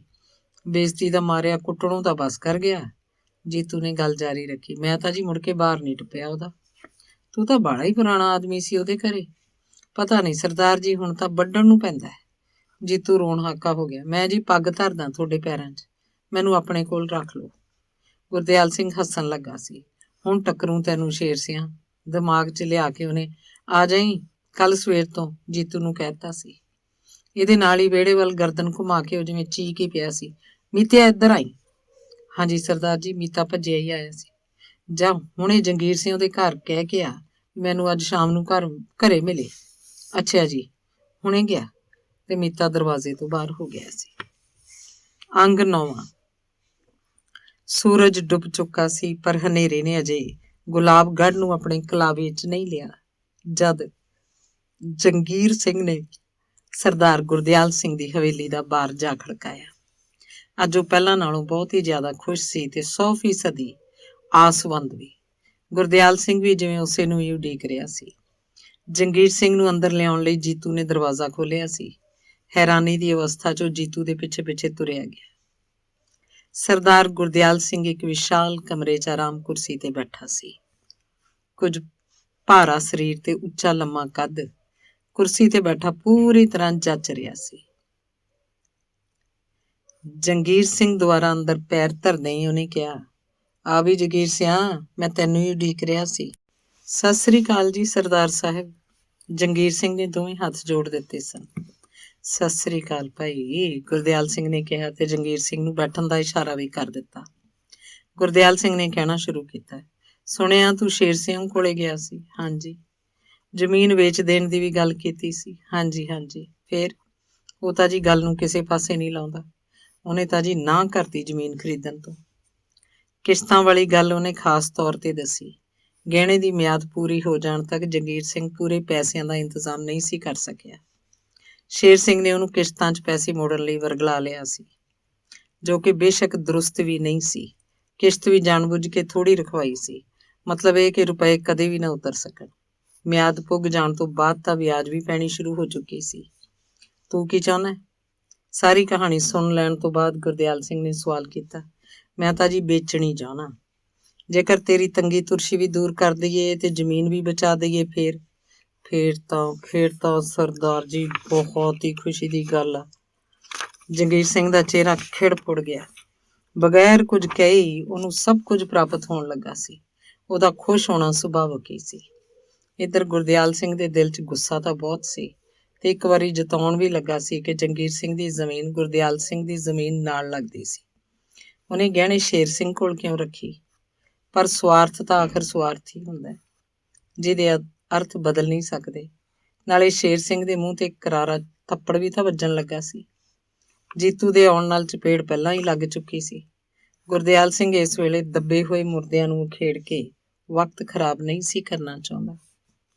ਸੌਦਾ ਕਿੰਨੇ 'ਚ ਹੋਇਆ ਸੀ? ਜੀ 5000 'ਚ। ਤਾਰੇ ਕਿੰਨੇ ਆ? ਰੁਪਈਆ ਤਾਂ 1000 ਹੀ ਉਤਰਿਆ ਹੁਣ ਤੀਕ, ਸਿਰਫ 1000। ਹਾਂਜੀ ਇੰਨਾ ਹੀ ਮਸਾ ਤਾਰ ਸਕਿਆ। ਜੰਗੀਰ ਸਿੰਘ ਨੇ ਦਲੀਲ ਦਿੱਤੀ, ਤੁਸੀਂ ਆਪ ਸਿਆਣੇ ਹੋ ਜੀ, ਗਰੀਬ ਆਦਮੀ ਆ। ਘਰ ਵਾਲੀ ਬਿਮਾਰ ਰਹਿੰਦੀ ਆ, ਕੱਲ ਤਾਂ ਦੌਰਾ ਪੈ ਗਿਆ ਸੀ, ਅੱਜ ਸ਼ਹਿਰ ਆ ਵੱਡੇ ਡਾਕਟਰ ਕੋਲ ਦਾਖਲ। ਗੁਰਦਿਆਲ ਸਿੰਘ ਨੂੰ ਇਹਨਾਂ ਗੱਲਾਂ ਨਾਲ ਕੋਈ ਮਤਲਬ ਨਹੀਂ ਸੀ। ਇੰਨਾ ਵੀ ਮਸਾਂ ਹੀ ਤਾਰ ਸਕਿਆ ਸੁਣ ਕੇ ਸਿਰਫ ਹੂੰ ਹੀ ਬੋਲਿਆ ਸੀ। ਇਸ ਉਪਰੰਤ ਉਹਨੇ ਕੁਝ ਹੋਰ ਸੋਚਣਾ ਸ਼ੁਰੂ ਕਰ ਦਿੱਤਾ ਸੀ। ਹੋਰ ਮਿਆਦ ਨਹੀਂ ਵਧਾਈ? ਵਧਾਉਣ ਨੂੰ ਕੀ ਹੈ ਜੀ, ਹੁਣ ਤਾਂ ਮਿਆਦ ਹੀ ਮਿਆਦ ਹੈ। ਜੰਗੀਰ ਸਿੰਘ ਅਨੁਸਾਰ ਹੁਣ ਜ਼ਮੀਨ ਵਾਪਸ ਆਉਣ ਦੀ ਉਮੀਦ ਖਤਮ ਹੀ ਸੀ। ਉਹਦੇ ਚਿਹਰੇ ਤੇ ਫੈਲ ਚੁੱਕੀ ਸੰਤਾਪ ਭਰਪੂਰ ਨਿਰਾਸ਼ਾ ਇਹਦੀ ਪੁਸ਼ਟੀ ਵੀ ਕਰ ਰਹੀ ਸੀ। ਆਪਾਂ ਜਾਣ ਨਹੀਂ ਦਿੰਦੇ ਤੇਰੀ ਜ਼ਮੀਨ ਕਿਤੇ। ਜੰਗੀਰ ਸਿੰਘ ਤੂੰ ਫਿਕਰ ਕਾਹਤੋਂ ਕਰਦਾ? ਗੁਰਦਿਆਲ ਸਿੰਘ ਨੇ ਉੱਪਰ ਛੱਤ ਵੱਲ ਦੇਖਣਾ ਸ਼ੁਰੂ ਕਰ ਦਿੱਤਾ ਸੀ। ਜਗੀਰ ਸਿੰਘ ਵੀ ਉੱਧਰ ਹੀ ਝਾਕਣ ਲੱਗ ਪਿਆ ਸੀ। ਛੱਤ ਤੋਂ ਨਜ਼ਰ ਹਟਾ ਕੇ ਗੁਰਦਿਆਲ ਸਿੰਘ ਨੇ ਜਗੀਰ ਸਿੰਘ ਵੱਲ ਤੱਕਿਆ ਤਾਂ ਸਰਦਾਰ ਦੀਆਂ ਅੱਖਾਂ ਦੇਖ ਕੇ ਇੱਕ ਵਾਰੀ ਤੋਂ ਘਬਰਾ ਹੀ ਗਿਆ। ਅੱਖਾਂ 'ਚ ਲਾਲੀ ਉਤਰੀ ਹੋਈ ਸੀ, ਚਿਹਰੇ ਦਾ ਰੰਗ ਵੀ ਬਦਲਿਆ ਹੋਇਆ ਸੀ। ਨਹੀਂ ਜੀ, ਫਿਕਰ ਕਾਹਦਾ ਹੈ ਤੁਹਾਡੇ ਹੁੰਦਿਆਂ। ਜੰਗੀਰ ਦਾ ਇਹ ਵਾਕ ਸਰਦਾਰ ਨੇ ਸੁਣਿਆ ਵੀ ਨਹੀਂ ਸੀ ਕਿ ਉਹ ਕੁਰਸੀ ਤੋਂ ਛਾਲ ਮਾਰ ਕੇ ਉੱਠਿਆ। ਦਰਵਾਜ਼ੇ ਦੇ ਨੇੜੇ ਹੋ ਕੇ ਉਹਨੇ ਜੀਤੂ ਨੂੰ ਆਵਾਜ਼ ਮਾਰੀ। ਹਾਂਜੀ, ਜੀਤੂ ਦੌੜਦਾ ਆਇਆ। ਆਪਦੀ ਸਰਦਾਰਨੀ ਜੀ ਨੂੰ ਕਹਿ ਇੱਥੇ ਬੁਲਾਇਆ। ਸਰਦਾਰਨੀ ਦੇ ਕਮਰੇ ਦੇ ਨੇੜੇ ਪਹੁੰਚਣ ਤੇ ਗੁਰਦਿਆਲ ਸਿੰਘ ਨੇ ਜੰਗੀਰ ਸਿੰਘ ਵੱਲ ਇਸ਼ਾਰਾ ਕਰਦਿਆਂ ਕਿਹਾ, ਰੁਪਈਆ ਭੇਜੀ 5000। ਥੱਬਾ ਨੋਟਾਂ ਦਾ ਜਗੀਰ ਸਿੰਘ ਦੀ ਝੋਲੀ 'ਚ ਪਾਉਂਦਿਆਂ ਗੁਰਦਿਆਲ ਸਿੰਘ ਨੇ ਜਰਾ ਰੋਹਬ ਨਾਲ ਕਿਹਾ, ਆ ਚੱਕ ਭਾਈ ਜਗੀਰ ਸਿਆਂ, ਜ਼ਮੀਨ ਵੀ ਛੁਡਾ ਲੈ ਤੇ ਇਲਾਜ ਵੀ ਕਰਾ ਲਾ ਘਰ ਵਾਲੀ ਦਾ। ਥੋੜਾ ਜਿਹਾ ਰੁਕਿਆ ਉਹਨੇ ਕਿਹਾ, ਹੋਰ ਚਾਹੀਦੇ ਹੋਏ ਹੋਰ ਲੈ ਜੀ। ਹੈਰਾਨ ਹੋਇਆ ਜਗੀਰ ਸਿੰਘ ਸਰਦਾਰ ਦੇ ਮੂੰਹ ਵੱਲ ਦੇਖ ਰਿਹਾ ਸੀ। ਉਸ ਪਾਸੋਂ ਬੋਲਿਆ ਹੀ ਨਹੀਂ ਜਾ ਰਿਹਾ ਸੀ। ਉਹਦੇ ਹੱਥਾਂ ਦੇ ਨਾਲ ਨਾਲ ਸਾਰਾ ਸਰੀਰ ਵੀ ਕੰਬ ਰਿਹਾ ਸੀ। ਨਾਲੇ ਇੱਕ ਹੋਰ ਗੱਲ ਸੁਣ ਲਾ, ਨਾਲ ਲੈ ਜੀ ਕਿਸੇ ਸਿਆਣੇ ਆਦਮੀ ਨੂੰ, ਸਾਰੇ ਕਾਗਜ਼ ਪੱਤਰ ਲਿਖਵਾ ਲਈ। ਕੱਲ ਨੂੰ ਇਹ ਨਾ ਹੋਵੇ ਉਹ ਪੈਸੇ ਵੀ ਨੱਪ ਜੇ ਤੇ ਜ਼ਮੀਨ ਵੀ ਨਾ ਛੱਡੇ। ਠੀਕ ਆ ਜੀ, ਜਗੀਰ ਸਿੰਘ ਦੇ ਮੂੰਹ ਮਸਾਂ ਹੀ ਨਿਕਲਿਆ। ਜਾ ਮੌਜ ਕਰ, ਕੱਲ ਤੋਂ ਜ਼ਮੀਨ ਮੇਰੀ। ਖੂਹ ਚੋਂ ਨਿਕਲ ਕੇ ਖਾਤੇ 'ਚ ਪੈਣ ਵਾਲੀ ਹਾਲਤ ਵਿੱਚ ਜੰਗੀਰ ਸਿੰਘ ਕਮਰੇ 'ਚੋਂ ਬਾਹਰ ਨਿਕਲ ਕੇ ਅਜੇ 2 ਕੁ ਕਦਮ ਹੀ ਤੁਰਿਆ ਸੀ ਕਿ ਇੱਕ ਹੋਰ ਗੱਲ ਸੁਣ ਲਾ। ਸਰਦਾਰ ਦੇ ਕਹਿਣ ਤੇ ਉੱਥੇ ਹੀ ਰੁਕ ਗਿਆ। ਉਹ ਕੁਝ ਨਾ ਬੋਲਿਆ, ਪਰ ਉਹਦਾ ਚਿਹਰਾ ਕਹਿ ਰਿਹਾ ਸੀ, ਹਾਂਜੀ ਦੱਸੋ ਜੀ। ਉਹ ਤੈਨੂੰ ਪੁੱਛੂਗਾ ਬਈ ਪੈਸੇ ਕਿੱਥੋਂ ਲਿਆਂਦੇ ਆ। ਹੋਰ ਜੋ ਕੁਝ ਮਰਜ਼ੀ ਕਹਿ ਦੇ, ਪਰ ਮੇਰਾ ਨਾਂ ਨਹੀਂ ਲੈਣਾ, ਠੀਕ ਹੈ? ਜੀ ਬਿਲਕੁਲ ਠੀਕ, ਮਸਾਂ ਹੀ ਕਹਿ ਕੇ ਜੰਗੀਰ ਸਿੰਘ ਤੇਜ਼ੀ ਨਾਲ ਹਵੇਲੀ ਤੋਂ ਬਾਹਰ ਹੋ ਗਿਆ। ਅੰਗ 10ਵਾਂ। ਸ਼ੇਰ ਸਿੰਘ ਆਪਣੇ 2-3 ਰਿਸ਼ਤੇਦਾਰਾਂ ਨਾਲ ਬੈਠਾ ਸ਼ਰਾਬ ਪੀ ਰਿਹਾ ਸੀ। ਸ਼ਾਮ ਦਾ ਵਕਤ ਸੀ। ਜੱਗਾ ਦੂਰੋਂ ਹੀ ਤੇਜ਼ੀ ਨਾਲ ਆਉਂਦਾ ਦਿਸਿਆ। ਜੱਗੇ ਨੂੰ ਇਸ ਤਰ੍ਹਾਂ ਆਉਂਦਾ ਦੇਖ ਕੇ ਗਲਾਸ ਹੱਥ ਵਿੱਚ ਫੜੀ ਉੱਠ ਖੜਾ ਹੋਇਆ। ਜੱਗੇ ਦੇ ਨੇੜੇ ਆਉਣ ਤੇ ਉਹਨੇ ਬਹੁਤ ਹੀ ਉਤਸੁਕਤਾ ਨਾਲ ਸਵਾਲ ਕੀਤਾ, ਕਿਵੇਂ ਆ ਜੱਗਿਆ, ਖੈਰ ਤਾਂ ਹੈ? ਖੈਰ ਹੁੰਦੀ ਤਾਂ ਐਂ ਭੱਜਿਆ ਆਉਂਦਾ। ਜੱਗੇ ਦੀ ਸਾਹ ਚੜ੍ਹਨ ਵਾਲੀ ਹਾਲਤ ਹੋਈ ਪਈ ਸੀ। ਨਾ ਫੇਰ ਦੱਸ, ਗੱਲ ਕੀ ਆ, ਛੇਤੀ ਦੱਸ। ਸਰਦਾਰ ਦੀ ਵੀ ਜਾਣਨ ਦੀ ਇੱਛਾ ਚਰਮ ਸੀਮਾ ਪਾਰ ਕਰ ਗਈ ਸੀ। ਗੁਰਦਿਆਲ ਸਿੰਘ ਕਰ ਗਿਆ ਜੀ ਹੱਥ। ਐਸੀ ਦੀ ਤੈਸੀ, ਇਹੋ ਜਿਹੇ ਗੁਰਦਿਆਲ ਦੇ ਬੱਚੇ ਦੀ ਤੂੰ ਕੋਈ ਹੋਰ ਗੱਲ ਦੱਸ। ਪਿਛਲੇ ਹਫ਼ਤੇ ਪੂਰੇ ਪੈਸੇ ਤਾਰ ਕੇ ਜੰਗੀਰ ਸਿਉਂ ਨੇ ਜ਼ਮੀਨ ਛੁਡਾ ਲਈ ਸੀ ਨਾ? ਹਾਂ ਹਾਂ, ਉਹਨੇ ਹੋਰ ਕਿਤੋਂ ਨਹੀਂ ਸੀ ਲਿਆਂਦੇ ਪੈਸੇ, ਆ ਗੁਰਦਿਆਲ ਸਿਉਂ ਨੇ ਹੀ ਦਿੱਤੇ ਸੀ। ਜੱਗੇ ਨੇ ਹੋਰ ਦੱਸਿਆ। ਜਾ ਕੇ ਦੇਖ ਲਓ, ਸਾਰੀ ਜ਼ਮੀਨ 'ਚ ਹਲ ਫਿਰਵਾ ਦਿੱਤਾ ਗੁਰਦਿਆਲ ਸਿਉਂ ਨੇ।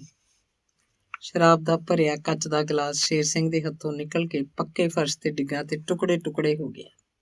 ਓਏ ਤੂੰ ਨਸ਼ੇ 'ਚ ਤਾਂ ਨਹੀਂ, ਤੈਨੂੰ ਕਿੱਥੋਂ ਪਤਾ ਲੱਗਾ? ਪਤਾ ਲੱਗਣ ਦੀ ਤੁਸੀਂ ਭਲੀ ਕਹਿੰਦੇ ਹੋ, ਸਾਰਾ ਪਿੰਡ ਤਾਂ ਮੂੰਹ 'ਚ ਉਂਗਲਾਂ ਪਾਈ ਜਾਂਦਾ। ਸਾਰੇ ਪਿੰਡ 'ਚ ਕਾਨਾਫੂਸੀ ਹੋਈ ਜਾਂਦੀ ਹੈ। ਤੁਸੀਂ 4 ਦਿਨ ਬਾਹਰ ਰਹੇ, ਤੁਹਾਨੂੰ ਕੀ ਪਤਾ ਲੱਗਣਾ ਸੀ? ਬੜਾ ਕੰਜਰ ਨਿਕਲਿਆ ਜੰਗੀਰ ਵੀ। ਮੈਂ 2 ਵਾਰੀ ਜ਼ਮੀਨ ਖਰੀਦ ਲੈਣ ਦੀ ਗੱਲ ਕੀਤੀ, ਪਰ ਉਹਨੇ ਚੁੱਪ ਹੀ ਵੱਟੀ ਰੱਖੀ। ਨਾ ਹਾਂ ਨਾ ਨਾ, ਸਰਦਾਰ ਨੇ ਪਛਤਾਵਾ ਕਰਦਿਆਂ ਕਿਹਾ, ਮੈਨੂੰ ਕੀ ਪਤਾ ਸੀ। ਸ਼ੇਰ ਸਿੰਘ ਹੋਰ ਕੁਝ ਵੀ ਬੋਲਣਾ ਸੁਣਨਾ ਨਹੀਂ ਸੀ ਚਾਹੁੰਦਾ। ਮਹਿਮਾਨਾਂ ਦੇ ਸਾਹਮਣੇ ਪਹਿਲਾਂ ਹੀ ਬਹੁਤ ਹੋ ਚੁੱਕੀ ਸੀ। ਸਾਰਾ ਨਸ਼ਾ ਉੱਡ ਪੁੱਡ ਗਿਆ ਸੀ। ਜੱਗਿਆ ਸਵੇਰੇ ਆਈ ਮੇਰੇ ਕੋਲ, ਕਰਾਂਗੇ ਕੋਈ ਸਲਾਹ ਮਸ਼ਵਰਾ। ਜੱਗੇ ਦੇ ਕੰਨ 'ਚ ਕਹਿ ਕੇ ਸ਼ੇਰ ਸਿੰਘ ਫਿਰ ਮਹਿਮਾਨਾਂ 'ਚ ਸ਼ਾਮਲ ਹੋ ਗਿਆ। ਅੰਗ 11ਵਾਂ। 2 ਮਹੀਨੇ ਦਾ ਸਮਾਂ ਅੱਖ ਦੇ ਫੋਰ 'ਚ ਲੰਘ ਗਿਆ। ਗੁਰਦਿਆਲ ਸਿੰਘ ਤੋਂ ਕਿੰਜ ਬਦਲਾ ਲਿਆ ਜਾਏ, ਸ਼ੇਰ ਸਿੰਘ ਦੇ ਸਾਹਮਣੇ ਸਭ ਤੋਂ ਵੱਡਾ ਮਸਲਾ ਸੀ। ਜੱਗੇ ਨਾਲ ਇਸ ਸੰਬੰਧੀ ਲੰਮੀਆਂ ਸਲਾਹਾਂ ਹੁੰਦੀਆਂ ਰਹੀਆਂ। ਸਰਦਾਰ ਕੋਲੋਂ ਪ੍ਰਾਪਤ ਹੁੰਦੀ ਮੁਫਤ ਸ਼ਰਾਬ ਅੰਦਰ ਸੁੱਟ ਕੇ ਜੱਗਾ ਆਪਣਾ ਘਰ-ਬਾਰ ਤੇ ਦੀਨ ਦੁਨੀਆ ਭੁੱਲ ਜਾਂਦਾ। ਜੱਗਾ ਪੂਰੀ ਤਰ੍ਹਾਂ ਸਰਦਾਰ ਦਾ ਗੁਲਾਮ ਹੋ ਚੁੱਕਾ ਸੀ। ਸਰਦਾਰ ਜਿਵੇਂ ਚਾਹੇ ਉਹਨੂੰ ਕਠਪੁਤਲੀ ਵਾਂਗ ਨਚਾ ਸਕਦਾ ਸੀ। ਜੱਗੇ ਅੰਦਰ ਨਾ ਨੁੱਕਰ ਕਰਨ ਦੀ ਸਮਰੱਥਾ ਖਤਮ ਹੋ ਚੁੱਕੀ ਸੀ। ਉਸ ਸ਼ਾਮ ਦਾ ਚਿੱਤਰ ਬਾਰ-ਬਾਰ ਸ਼ੇਰ ਸਿੰਘ ਦੀਆਂ ਅੱਖਾਂ ਦੇ ਸਾਹਮਣੇ ਗੁਜ਼ਰ ਜਾਂਦਾ। ਜਦ ਉਹਨੂੰ ਆਪਣੇ ਮਹਿਮਾਨਾਂ ਦੀ ਹਾਜ਼ਰੀ 'ਚ ਜੱਗੇ ਤੋਂ ਖਬਰ ਮਿਲੀ ਸੀ ਕਿ ਧੋਖੇ ਨਾਲ ਜੰਗੀਰ ਵਾਲੀ ਜ਼ਮੀਨ ਉਹ ਤੋਂ ਛੁਡਵਾ ਕੇ ਗੁਰਦਿਆਲ ਸਿੰਘ ਨੇ ਆਪਣੇ ਕਬਜ਼ੇ 'ਚ ਕਰ ਲਈ ਸੀ। ਜੰਗੀਰ ਸਿੰਘ ਦੇ ਮੀਸਣੇਪਣ ਤੋਂ ਬਹੁਤ ਹੀ ਦੁਖੀ ਸੀ, ਜਿਹਨੇ ਬਹੁਤ ਹੀ ਭੋਲੇ-ਭਾਲੇ ਢੰਗ ਨਾਲ ਕਹਿ ਦਿੱਤਾ ਸੀ ਕਿ ਉਹਨੇ ਤਾਂ ਵਿਆਜ ਤੇ ਕਿਸੇ ਸੇਠ ਤੋਂ ਫੜੇ ਸਨ। ਉਹਦੇ ਦਿਲ 'ਚ ਇਹ ਵੀ ਆਉਂਦਾ ਰਹਿੰਦਾ ਸੀ ਕਿ ਜੰਗੀਰ ਸਿੰਘ ਨੂੰ ਵੀ ਨਾਲ ਹੀ ਸਬਕ ਸਿਖਾਏਗਾ। ਪਰ ਬਿਮਾਰੀ ਦੀ ਜੜ੍ਹ ਨੂੰ ਹੀ ਕਿਉਂ ਨਾ ਖਤਮ ਕੀਤਾ ਜਾਏ। ਪਹਿਲਾਂ ਉਸ ਗੁਰਦਿਆਲ ਦੇ ਬੱਚੇ ਦੀਆਂ ਕਿਉਂ ਨਾ ਟੰਗਾਂ ਤੋੜੀਆਂ ਜਾਣ। ਵੱਡਾ ਸਰਦਾਰ ਬਣਿਆ ਫਿਰਦਾ। ਸਭ ਤੋਂ ਵੱਡੇ ਦੁੱਖ ਦੀ ਗੱਲ ਸ਼ੇਰ ਸਿੰਘ ਲਈ ਇਹ ਸੀ ਕਿ ਪਿੰਡ ਦੇ ਲੋਕ ਤਾਂ ਉਹ ਤੋਂ ਡਰਨੋਂ ਵੀ ਹਟ ਗਏ ਸੀ। ਜਦ ਕਦੇ ਉਹ ਬਾਹਰ ਅੰਦਰ ਜਾਣ ਆਉਣ ਲਈ ਪਿੰਡ ਵਿੱਚ ਦੀ ਗੁਜ਼ਰਦਾ ਤਾਂ ਲੋਕ ਇੱਕ ਦੂਜੇ ਦੇ ਨੇੜੇ ਹੋ ਕੇ ਗੱਲਾਂ ਕਰਦੇ। ਉਹਨਾਂ ਦੀ ਅਜੀਬ ਜਿਹੀ ਮੁਸਕਰਾਹਟ ਸ਼ੇਰ ਸਿੰਘ ਲਈ ਅਸਹਿ ਦੁਖਦਾਈ ਹੋ ਨਿਬੜੀ ਸੀ। ਹੋਰ ਤਾਂ ਹੋਰ ਸਰਦਾਰਨੀ ਦੇ ਵੀ ਹਾਵ ਭਾਵ ਤੇ ਸੁਭਾਅ 'ਚ ਤਬਦੀਲੀ ਆਈ ਹੋਈ ਸੀ। ਇੱਕੋ ਇੱਕ ਮੁੰਡਾ ਗੁਰਜੀਤ, ਜੋ ਕਿ ਸ਼ੁਰੂ ਤੋਂ ਹੀ ਉਹਦੇ ਕੋਲ ਘੱਟ ਆਉਂਦਾ ਸੀ, ਸ਼ੇਰ ਸਿੰਘ ਨੂੰ ਜਾਪਣ ਲੱਗ ਪਿਆ ਸੀ ਜਿਵੇਂ ਉਹਦਾ ਆਉਣਾ ਜਾਣਾ ਹੋਰ ਵੀ ਘਟ ਗਿਆ ਹੋਵੇ। ਬੇਸ਼ੱਕ ਇਸ ਗੱਲ ਦੀ ਉਹਨੂੰ ਤਸੱਲੀ ਭਰੀ ਖੁਸ਼ੀ ਸੀ ਕਿ ਗੁਰਜੀਤ ਸਿਹਤ ਤੇ ਸੁੰਦਰਤਾ 'ਚ ਚੰਗਾ ਹੋਣ ਦੇ ਨਾਲ-ਨਾਲ ਪੜ੍ਹਾਈ ਵਿੱਚ ਵੀ ਚੇਤੰਨ ਤੇ ਹੁਸ਼ਿਆਰ ਸੀ। ਪਰ ਸ਼ੇਰ ਸਿੰਘ ਵਰਗੀ ਇੱਕ ਗੱਲ ਵੀ ਉਸ 'ਚ ਨਹੀਂ ਸੀ। ਨਾ ਫੋਕਾ ਜਾਂ ਬਨੌਟੀ ਰੋਹਬ ਦਾ, ਨਾ ਅਸੰਤੁਲਿਤ ਗੁੱਸਾ, ਨਾ ਸ਼ਾਨੋ ਸ਼ੌਕਤ ਬਣਾ ਕੇ ਰੱਖਣ ਦਾ ਸ਼ੌਕ। ਸਗੋਂ ਤਾਂ ਪਿੰਡ ਦੇ ਆਮ ਜਿਹੇ ਗਰੀਬ ਗੁਰਬੇ ਪਰਿਵਾਰਾਂ ਦੇ ਬੱਚਿਆਂ ਨਾਲ ਖੇਡਣੋਂ ਵੀ ਪਿੱਛੇ ਨਹੀਂ ਸੀ ਹਟਦਾ। ਸ਼ੇਰ ਸਿੰਘ ਨੇ ਕਈ ਵਾਰੀ ਝਿੜਕਿਆ ਵੀ ਸੀ, ਪਰ ਉਸ ਉੱਤੇ ਕੋਈ ਬਹੁਤਾ ਅਸਰ ਨਹੀਂ ਸੀ ਹੁੰਦਾ। ਗੱਲ ਕੀ, ਸ਼ੇਰ ਸਿੰਘ ਦੇ ਦਿਨ ਤੇ ਰਾਤਾਂ ਬੇਚੈਨੀ 'ਚ ਗੁਜ਼ਰ ਰਹੇ ਸਨ। ਪਹਿਲੀ ਮੁਸੀਬਤ ਜੀਤੂ ਦਾ ਚਲੇ ਜਾਣਾ ਸੀ ਤੇ ਉਸ ਤੋਂ ਬਾਅਦ ਜ਼ਮੀਨ। ਖੇਹ ਹੋ ਚੁੱਕੇ ਵਕਾਰ ਤੇ ਇੱਜ਼ਤ ਨੂੰ ਮੁੜ ਕਿਵੇਂ ਬਹਾਲ ਕੀਤਾ ਜਾਏ, ਸ਼ੇਰ ਸਿੰਘ ਦੇ ਦਿਮਾਗ 'ਚ ਇਸ ਸੋਚ ਨੇ ਹਲਚਲ ਮਚਾ ਰੱਖੀ ਸੀ। ਫਿਰ ਇੱਕ ਦਿਨ ਤਾਂ ਸ਼ੇਰ ਸਿੰਘ ਨਾਲ ਹੋਰ ਵੀ ਅਣਹੋਣੀ ਘਟਨਾ ਵਾਪਰ ਗਈ। ਉਹ ਕਾਫੀ ਕੁਵੇਲੇ ਕਿਤੋਂ ਬਾਹਰੋਂ ਆ ਰਿਹਾ ਸੀ। ਸੱਥ 'ਚ ਚੁੱਪ ਛਾਈ ਹੋਈ ਸੀ, ਪਰ ਸੰਤੂ ਅਮਲੀ ਦੀ ਝੌਂਪੜੀ ਵਿੱਚ ਉੱਚੀ ਉੱਚੀ ਹੱਸਣ ਦੀ ਆਵਾਜ਼ ਆ ਰਹੀ ਸੀ। ਕਿੰਨਾ ਮੌਜੀ ਬੰਦਾ ਹੈ, ਹਮੇਸ਼ਾ ਖੁਸ਼ ਰਹਿੰਦਾ, ਸੋਚਦਾ ਸ਼ੇਰ ਸਿੰਘ ਅੱਗੇ ਵਧ ਰਿਹਾ ਸੀ। ਪਰ ਇਹ ਕੀ, ਝੌਂਪੜੀ ਵਿੱਚੋਂ ਦੂਜੀ ਆਵਾਜ਼ ਜਨਾਨਾ ਸੁਣਾਈ ਦੇ ਰਹੀ ਸੀ। ਉਹ ਕੁਝ ਨੇੜੇ ਹੋ ਗਿਆ। ਆਵਾਜ਼ ਜਾਣੀ ਪਛਾਣੀ ਸੀ। ਜੱਸੋ ਮਰਾਸਣ ਇਸ ਵੇਲੇ ਇੱਥੇ? ਖੈਰ, ਉਹਨੂੰ ਕੋਈ ਬਹੁਤੀ ਹੈਰਾਨੀ ਨਾ ਹੋਈ। ਇਹ ਛੋਟੇ ਲੋਕ ਇਹੋ ਜਿਹੇ ਹੁੰਦੇ ਨੇ। ਪਰ ਫੇਰ ਵੀ ਕੁਝ ਪਲ ਰੁਕ ਕੇ ਉਹਨਾਂ ਦੀਆਂ ਗੱਲਾਂ ਬਾਤਾਂ ਸੁਣਨ ਨੂੰ ਉਹਦਾ ਦਿਲ ਕਰ ਆਇਆ। ਜੱਸੋ ਤੋਂ ਬਾਂਹ ਛੁਡਾਉਣ ਵਾਲੀ ਗੱਲ ਤੇ ਅਮਲੀ ਦੇ ਭੁੰਟਣੀਆਂ ਖਾ ਜਾਣ ਵਾਲੀ ਘਟਨਾ ਤੇ ਦੋਵੇਂ ਕਿੰਨੇ ਚਿਰ ਤੋਂ ਹੱਸੀ ਜਾ ਰਹੇ ਸਨ। ਜਦ ਉਹਨਾਂ ਦਾ ਹਾਸਾ ਖਤਮ ਹੋਇਆ ਤਾਂ ਸੰਤੂ ਨੇ ਜੱਸੋ ਤੋਂ ਪੁੱਛਿਆ, ਹੋਰ ਸੁਣਾ ਕੋਈ ਨਵੀਂ ਤਾਜੀ? ਨਵੀਂ ਤਾਜੀ ਨੂੰ ਕੀ, ਤੂੰ ਗਾਹਾਂ ਸ਼ੇਰ ਸਿਓ ਐ? ਜੱਸੋ ਪੂਰੀ ਤਰ੍ਹਾਂ ਮੱਛਰੀ ਹੋਈ ਸੀ। ਪੁੱਛਦਾ ਜਿਵੇਂ ਪਿੰਡ ਦਾ ਸਰਦਾਰ ਹੋਵੇ। ਤੇ ਸਰਦਾਰ ਵੀ ਤਾਂ ਹੁਣ ਅਸੀਂ ਬਣਨਾ ਹੈ, ਸੰਤੂ ਨੇ ਕਮੀਜ਼ ਦੀਆਂ ਬਾਹਾਂ ਉੱਪਰ ਚੜਾਉਂਦਿਆਂ ਕਿਹਾ ਸੀ। ਅੱਛਾ, ਸਾਨੂੰ ਤਾਂ ਅੱਜ ਪਤਾ ਲੱਗਾ। ਸ਼ੇਰ ਸਿਓ ਤਾਂ ਗੱਦੀਆਂ ਲਾਤਾ, ਫਿਰ ਹੁਣ ਆਪਣੀ ਵਾਰੀ ਆਉਣੀ ਹੋਈ। ਵਾਹ ਵੀ ਅਮਲੀਆ, ਤੇਰੀਆਂ ਵੀ ਨਹੀਂ ਰੀਸਾਂ। ਐਵੇਂ ਨਾ ਹੱਸੀ ਜਾ ਕਮਲੀ ਜਨਾਨੀਆਂ ਵਾਂਗੂ। ਮੇਰੀ ਗੱਲ ਸੁਣ ਧਿਆਨ ਨਾਲ। ਸ਼ੇਰ ਸਿਓ ਤੋਂ ਜ਼ਮੀਨ ਖੋਲੀ ਗੁਰਦਿਆਲ ਸਰਦਾਰ ਨੇ। ਹੁਣ ਵਿਚਾਰਾ ਰੋਂਦਾ ਫਿਰਦਾ ਗਲੀਆਂ 'ਚ। ਵੀ ਤੈਨੂੰ ਫੇਰ ਵੀ ਨਹੀਂ ਪੁੱਛਣਾ ਕਿਸੇ ਨੇ। ਜੱਸੋ ਪਹਿਲਾਂ ਨਾਲੋਂ ਵੀ ਉੱਚੀ ਆਵਾਜ਼ 'ਚ ਬੋਲ ਰਹੀ ਸੀ। ਜੇ ਸਰਦਾਰ ਸ਼ੇਰ ਸਿਓ ਨੂੰ ਪਤਾ ਲੱਗ ਗਿਆ, ਤੈਨੂੰ ਕੱਚੇ ਨੂੰ ਖਾ ਜੂ। ਮੈਨੂੰ ਕੱਚੇ ਨੂੰ ਖਾ ਜੂ। ਉਹ ਮੈਂ ਨਹੀਂ ਡਰਦਾ ਸ਼ੇਰ ਸ਼ੂਰ ਸਿਓ ਤੋਂ। ਮੈਨੂੰ ਕੀ ਡਰਾਊ ਵਿਚਾਰਾ, ਉਹ ਤੋਂ ਤਾਂ ਹੁਣ ਕੁੱਤਾ ਵੀ ਨਹੀਂ ਡਰਦਾ। ਅਮਲੀ ਇੰਨੀ ਉੱਚੀ ਹੱਸਿਆ ਸੀ ਕਿ ਉਹਨੂੰ ਖੰਘ ਆਉਣ ਲੱਗ ਪਈ ਸੀ। ਸ਼ੇਰ ਸਿੰਘ ਤੋਂ ਹੋਰ ਕੁਛ ਨਾ ਸੁਣਿਆ ਗਿਆ। ਇੱਕ ਵਾਰੀ ਤਾਂ ਉਹਦਾ ਜੀਅ ਕੀਤਾ ਹੁਣੇ ਇਸ ਅਜੀਬ ਕਿਸਮ ਦੀ ਆਸ਼ਿਕ ਜੋੜੀ ਦੀਆਂ ਗਰਦਨਾਂ ਮਰੋੜ ਦੇਵੇ। ਉਹਨੇ ਤਾਂ 2 ਕੁ ਕਦਮ ਝੌਂਪੜੀ ਵੱਲ ਪੁੱਟ ਵੀ ਲਏ ਸੀ, ਪਰ ਉਹਨੂੰ ਇਉਂ ਭੁਲੇਖਾ ਪਿਆ ਸੀ ਜਿਵੇਂ ਇੱਕ ਪਾਸਿਓਂ ਕੋਈ ਤੁਰਿਆ ਆ ਰਿਹਾ ਹੋਵੇ। ਫੇਰ ਇਹੋ ਜਿਹੇ ਛੋਟੇ ਲੋਕਾਂ ਤੋਂ ਖਹਿੜਾ ਛੁਡਾਉਣਾ ਹੀ ਬਿਹਤਰ। ਉਹ ਸਬਰ ਤਾਂ ਬਹੁਤ ਹੀ ਕੌੜਾ ਘੁੱਟ ਭਰ ਕੇ ਹਵੇਲੀ ਵੱਲ ਹੋ ਚੱਲਿਆ ਸੀ। ਉਹ ਤੋਂ ਤਾਂ ਹੁਣ ਕੁੱਤਾ ਵੀ ਨਹੀਂ ਡਰਦਾ। ਅਮਲੀ ਦੇ ਬੋਲ ਉਹਦੇ ਦਿਮਾਗ 'ਚ ਦਾਣਾ ਵਾਂਗ ਵੱਜ ਰਹੇ ਸੀ। ਆਪਣੇ ਕਮਰੇ 'ਚ ਪਹੁੰਚਣ ਸਾਰ ਉਹਨੇ ਅਲਮਾਰੀ 'ਚੋਂ ਸ਼ਰਾਬ ਦੀ ਬੋਤਲ ਕੱਢੀ, ਗਲਾਸ ਭਰਿਆ, ਸੁੱਕੀ ਗੱਟ ਗੱਟ ਕਰਕੇ ਚੜਾ ਗਿਆ। ਫਿਰ ਉਹਨੇ ਇੱਕ ਨੌਕਰ ਨੂੰ ਆਵਾਜ਼ ਮਾਰੀ। ਉਹ ਭੱਜਿਆ ਆਇਆ। ਜੱਗੇ ਨੂੰ ਬੁਲਾ ਕੇ ਲਿਆ ਉਹਨੇ। ਨੌਕਰ ਬਗੈਰ ਕੁਝ ਬੋਲੇ ਸਿਰ ਝੁਕਾ ਕੇ ਦੌੜ ਗਿਆ ਸੀ। ਗਈ ਰਾਤ ਤੱਕ ਸਰਦਾਰ ਸ਼ੇਰ ਸਿੰਘ ਜੱਗੇ ਨਾਲ ਗੱਲਬਾਤ ਕਰਦਾ ਰਿਹਾ। ਵਧੀਆ ਸ਼ਰਾਬ। ਫਿਰ ਸਰਦਾਰ ਨਾਲ ਬੈਠ ਕੇ ਪੀਣੀ। ਜੱਗਾ ਆਪਣੇ ਆਪ ਨੂੰ ਸਰਦਾਰ ਸਮਝ ਰਿਹਾ ਸੀ। ਅੱਧੀ ਤੋਂ ਵੱਧ ਬੋਤਲ ਜੱਗੇ ਨੂੰ ਪਿਲਾ ਦਿੱਤੀ ਗਈ ਸੀ। ਠੀਕ ਹੈ, ਸਮਝ ਗਿਆ ਨਾ ਸਾਰੀ ਗੱਲ? ਸਰਦਾਰ ਨੇ ਪਰਖ ਕਰਨ ਦੇ ਉਦੇਸ਼ ਨਾਲ ਪੁੱਛ ਲਿਆ। ਬਿਲਕੁਲ ਠੀਕ, ਤੁਸੀਂ ਕਿਸੇ ਕਿਸਮ ਦਾ ਫਿਕਰ ਨਾ ਕਰੋ। ਦੇਖੀ ਵਾਰ ਖਾਲੀ ਨਾ ਜਾਏ।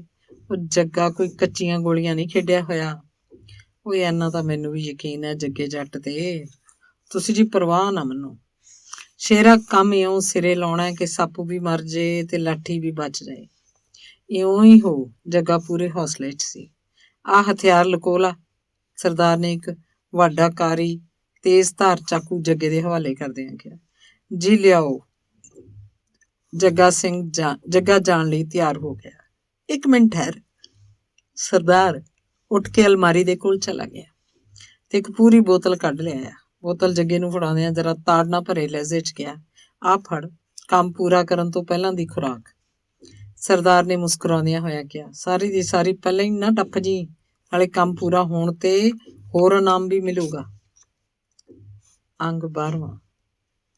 ਜੀਤੂ ਨੇ ਸਰਦਾਰ ਗੁਰਦਿਆਲ ਸਿੰਘ ਦਾ ਕਤਲ ਕਰ ਦਿੱਤਾ ਸੀ। ਇਹ ਪ੍ਰਸ਼ਨ ਅਗਲੇ ਦਿਨ ਹਰ ਬੁੱਢੇ, ਹਰ ਜਵਾਨ, ਹਰ ਬੱਚੇ ਦੀ ਜ਼ੁਬਾਨ ਤੇ ਸੀ। ਜਿੰਨੇ ਮੂੰਹ ਓਨੀਆਂ ਗੱਲਾਂ। ਜੀਤੂ ਨੂੰ ਕੀ ਲੋੜ ਪਈ ਸੀ ਸਰਦਾਰ ਨੂੰ ਮਾਰਨ ਦੀ? ਓਏ ਜੀਤੂ ਦੇ ਤਾਂ ਜਿੰਮੇ ਲੱਗ ਗਿਆ। ਇਹਦੇ ਪਿੱਛੇ ਹੱਥ ਤਾਂ ਕਿਸੇ ਹੋਰ ਦਾ ਹੀ ਹੈ। ਹੋਰ ਕਿਸੇ ਦਾ ਕਿਵੇਂ ਹੋਊ? ਤੂੰ ਵੀ ਕਮਲਾ ਹੀ ਹੈ। ਐਨ ਮੌਕੇ ਤੇ ਪੁਲਿਸ ਨੇ ਧੌਣੋਂ ਜਾ ਫੜਿਆ। ਪੂਰੇ 1 ਫੁੱਟ ਦਾ ਛੁਰਾ ਸੀ, ਜਿਹੜਾ ਸਾਰੇ ਦਾ ਸਾਰਾ ਗੁਰਦਿਆਲ ਸਿੰਘ ਦੀ ਛਾਤੀ 'ਚ ਗੱਡਤਾ ਸੀ। ਪਰ ਯਾਰ, ਉਸ ਗਰੀਬ ਦੀ ਕੀ ਦੁਸ਼ਮਣੀ ਸੀ ਗੁਰਦਿਆਲ ਸਿੰਘ ਨਾਲ? ਉਹਨੂੰ ਤਾਂ ਸ਼ੇਰ ਸਿੰਘ ਨੇ ਮਾਰਿਆ ਕੁੱਟਿਆ ਸੀ, ਬਦਲਾ ਤਾਂ ਉਹਨੇ ਸ਼ੇਰ ਸਿੰਘ ਤੋਂ ਲੈਣਾ ਸੀ। ਯਾਰ, ਗੁਰਦਿਆਲ ਸਿੰਘ ਨੇ ਉਹਨੂੰ ਸਿਰ ਤੇ ਵੀ ਬਾਹਲਾ ਚੜਾ ਰੱਖਿਆ ਸੀ। ਜ਼ਮੀਨ ਜਾਇਦਾਦ ਦਾ ਲਾਲਚ ਭੈੜਾ ਹੁੰਦਾ। ਉਹਦੇ ਦਿਮਾਗ 'ਚ ਆ ਗਿਆ ਹੋਣਾ, ਸਰਦਾਰ ਨੂੰ ਮਾਰ ਕੇ ਆਪ ਮਾਲਕ ਬਣ ਜੂ। ਜੱਗਰ ਕਾਮਰੇਡ ਪ੍ਰਚਾਰ ਵੀ ਕਰਦਾ ਰਹਿੰਦਾ, ਆਖੇ ਜ਼ਮੀਨ ਉਹਦੀ ਜਿਹੜਾ ਹਲ ਵਾਹੁੰਦਾ। ਮਾਲਕ ਤਾਂ ਹੁਣ ਪੁਲਿਸ ਵਾਲੇ ਬਣਾ ਦੇਣਗੇ ਜਦ ਲਾਹੀ ਧੌਣੀ। ਨਾਨੀ ਨਾ ਚੇਤੇ ਕਰਾਤੀ, ਉਹ ਵੀ ਕੀ ਆਖੂ। ਵਾਹ ਪਿਆ ਸੀ ਪਿਓ ਦੇ ਪੁੱਤਾਂ ਨਾਲ। ਸ਼ੇਰ ਸਿੰਘ ਤਾਂ ਪੂਰਾ ਖੁਸ਼ ਹੋਊ। ਖੁਸ਼ ਕਿਵੇਂ ਨਾ ਹੋਊ, ਦੁਸ਼ਮਣ ਦਾ ਫਸਤਾ ਵੱਢਿਆ ਗਿਆ। ਉਹ ਮੈਨੂੰ ਤਾਂ ਕੁਝ ਹੋਰ ਹੀ ਜਾਪਦਾ। ਕੀ ਬਾਈ, ਮੈਨੂੰ ਤਾਂ ਭਰਾਵਾ ਸ਼ੇਰ ਸਿੰਘ ਦੀ ਕਰਤੂਤ ਲੱਗਦੀ ਹੈ। ਭਰਾਵਾ ਭਾਵਾਂ ਦੀ ਕਿਸੇ ਦੀ ਵੀ ਕਰਤੂਤ ਹੋਵੇ, ਜਿਹੜਾ ਫਸ ਗਿਆ ਮੌਕੇ ਤੇ ਉਹੀ ਕਾਤਲ। ਆਹੀ ਤਾਂ ਕਮਾਲ ਹੈ। ਪੁਲਿਸ ਵੀ ਸਾਲੀ ਮੌਕੇ ਤੇ ਹੀ ਪਹੁੰਚ ਗਈ। ਵੈਸੇ 2-2 ਦਿਨ ਨਹੀਂ ਪਹੁੰਚਦੀ। ਉਹ ਪਿੱਛੇ ਜੇ ਦੂਜੇ ਕੁ ਦਿਨ ਚੋਰੀ ਹੋ ਜਾਇਆ ਕਰੇ ਪਿੰਡ 'ਚ, ਉਦੋਂ ਨਾ ਪਹੁੰਚੇ ਪੁਲਿਸ ਵਾਲੇ, ਨਾਲੇ ਰੋਜ਼ ਰਿਪੋਰਟਾਂ ਲਿਖਾ ਕੇ ਆਉਂਦੇ ਸੀ। ਜੀਤੂ ਦੀ ਹੈਰਾਨੀ ਤੇ ਪਰੇਸ਼ਾਨੀ ਪਾਗਲਪਨ ਦੀ ਹੱਦ ਤੱਕ ਜਾ ਪਹੁੰਚੀ ਸੀ। ਸਰਦਾਰ ਨੂੰ ਬਚਾਉਣ ਲਈ ਉਹਨੇ ਕੀ ਕੁਝ ਨਹੀਂ ਸੀ ਕੀਤਾ। ਸ਼ੇਰ ਸਿੰਘ ਤੇ ਗੁਰਦਿਆਲ ਸਿੰਘ ਵਿੱਚ ਫਰਕ ਵੀ ਤਾਂ ਜ਼ਮੀਨ ਅਸਮਾਨ ਦਾ ਸੀ। ਉਹ ਜਦੋਂ ਦਾ ਇੱਧਰ ਆਇਆ ਸੀ, ਪਤਾ ਵੀ ਨਹੀਂ ਲੱਗਾ ਕਿ ਇੰਨੇ ਦਿਨ ਕਿਵੇਂ ਬੀਤ ਗਏ। ਕੋਈ ਦਿਮਾਗ ਤੇ ਬੋਝ ਨਾ, ਕੋਈ ਹੋਰ ਪਰੇਸ਼ਾਨੀ, ਵਕਤ ਦੀ ਸਖਤ ਪਾਬੰਦੀ ਵੀ ਘੱਟ। ਪਰ ਜੀਤੂ ਦੀ ਤਾਂ ਵਰ੍ਹਿਆਂ ਤੋਂ ਆਦਤ ਬਣੀ ਹੋਈ ਸੀ। ਉਹ ਕਦੇ ਵੀ ਖੁੰਝ ਕੇ ਨਹੀਂ ਸੀ ਆਇਆ। ਜੰਗੀਰ ਸਿੰਘ ਦੀ ਜ਼ਮੀਨ ਹੱਥ ਆਉਣ ਤੋਂ ਬਾਅਦ ਤਾਂ ਵੈਸੇ ਵੀ ਗੁਰਦਿਆਲ ਸਿੰਘ ਜੀਤੂ ਨੂੰ ਬੜਾ ਹੀ ਚਾਹੁਣ ਲੱਗ ਪਿਆ ਸੀ। ਰੋਬ ਦਾ ਬਥੇਰਾ ਸੀ, ਪਰ ਜੀਤੂ ਪ੍ਰਤੀ ਬਹੁਤ ਹੀ ਨਰਮ। ਕਤਲ ਵਾਲੇ ਦਿਨ ਦੁਪਹਿਰ ਦੇ ਵਕਤ ਉਹਨੇ ਜੀਤੂ ਨੂੰ ਆਪਣੇ ਕੋਲ ਬੁਲਾਇਆ ਸੀ। ਕੀ ਹਾਲ ਹੈ ਜੀਤ ਸਿਆਂ, ਤੇਰਾ ਜੀ ਲੱਗ ਗਿਆ ਇੱਥੇ? ਜੀਤੂ ਦੇ ਨੇੜੇ ਆ ਜਾਣ ਸਾਰੀ ਉਹਨੇ ਮਿੱਠਤ ਭਰੇ ਲਹਿਜੇ 'ਚ ਪੁੱਛਿਆ ਸੀ। ਹਾਂਜੀ, ਜੀ ਤਾਂ ਜੀ ਪੂਰਾ ਲੱਗਿਆ। ਕੋਈ ਤਕਲੀਫ ਤਾਂ ਨਹੀਂ? ਨਾ ਜੀ, ਤਕਲੀਫ ਕਾਹਦੀ? ਦੁਪਹਿਰੇ ਆਰਾਮ ਕਰ ਲਿਆ ਕਰ ਥੋੜਾ ਜਿਹਾ। ਇਹ ਵਾਕ ਸੁਣ ਕੇ ਜੀਤੂ ਹੈਰਾਨ ਤਾਂ ਹੋਇਆ ਹੀ ਸੀ, ਉਹ ਤਾਂ ਜਜ਼ਬਾਤੀ ਵੀ ਹੋ ਗਿਆ ਸੀ। ਇੰਨਾ ਜਜ਼ਬਾਤੀ ਕਿ ਉਹ ਤੋਂ ਬੋਲਿਆ ਵੀ ਨਹੀਂ ਸੀ ਗਿਆ। ਉਹਦੀਆਂ ਅੱਖਾਂ 'ਚ ਪਾਣੀ ਭਰ ਆਇਆ ਸੀ ਤੇ ਬੁੱਲ੍ਹ ਕੰਬਣ ਲੱਗ ਪਏ ਸੀ। ਗਰੀਬ ਆਦਮੀ ਲਈ ਇੰਨੀ ਹਮਦਰਦੀ ਪਰਮਾਤਮਾ ਤੋਂ ਪ੍ਰਾਪਤ ਹੋਈ ਕਿਸੇ ਮਹਾਨ ਬਖਸ਼ਿਸ਼ ਤੋਂ ਘੱਟ ਨਹੀਂ ਹੁੰਦੀ। ਫਿਰ ਅਜਿਹੀ ਹਮਦਰਦੀ ਇੰਨੇ ਵੱਡੇ ਜ਼ਿਮੀਂਦਾਰ ਦੁਆਰਾ ਕੀਤੀ ਗਈ ਹੋਵੇ ਤਾਂ ਹੋਰ ਵੀ ਸੋਨੇ ਤੇ ਸੁਹਾਗੇ ਵਾਲੀ ਗੱਲ ਬਣ ਜਾਂਦੀ ਹੈ।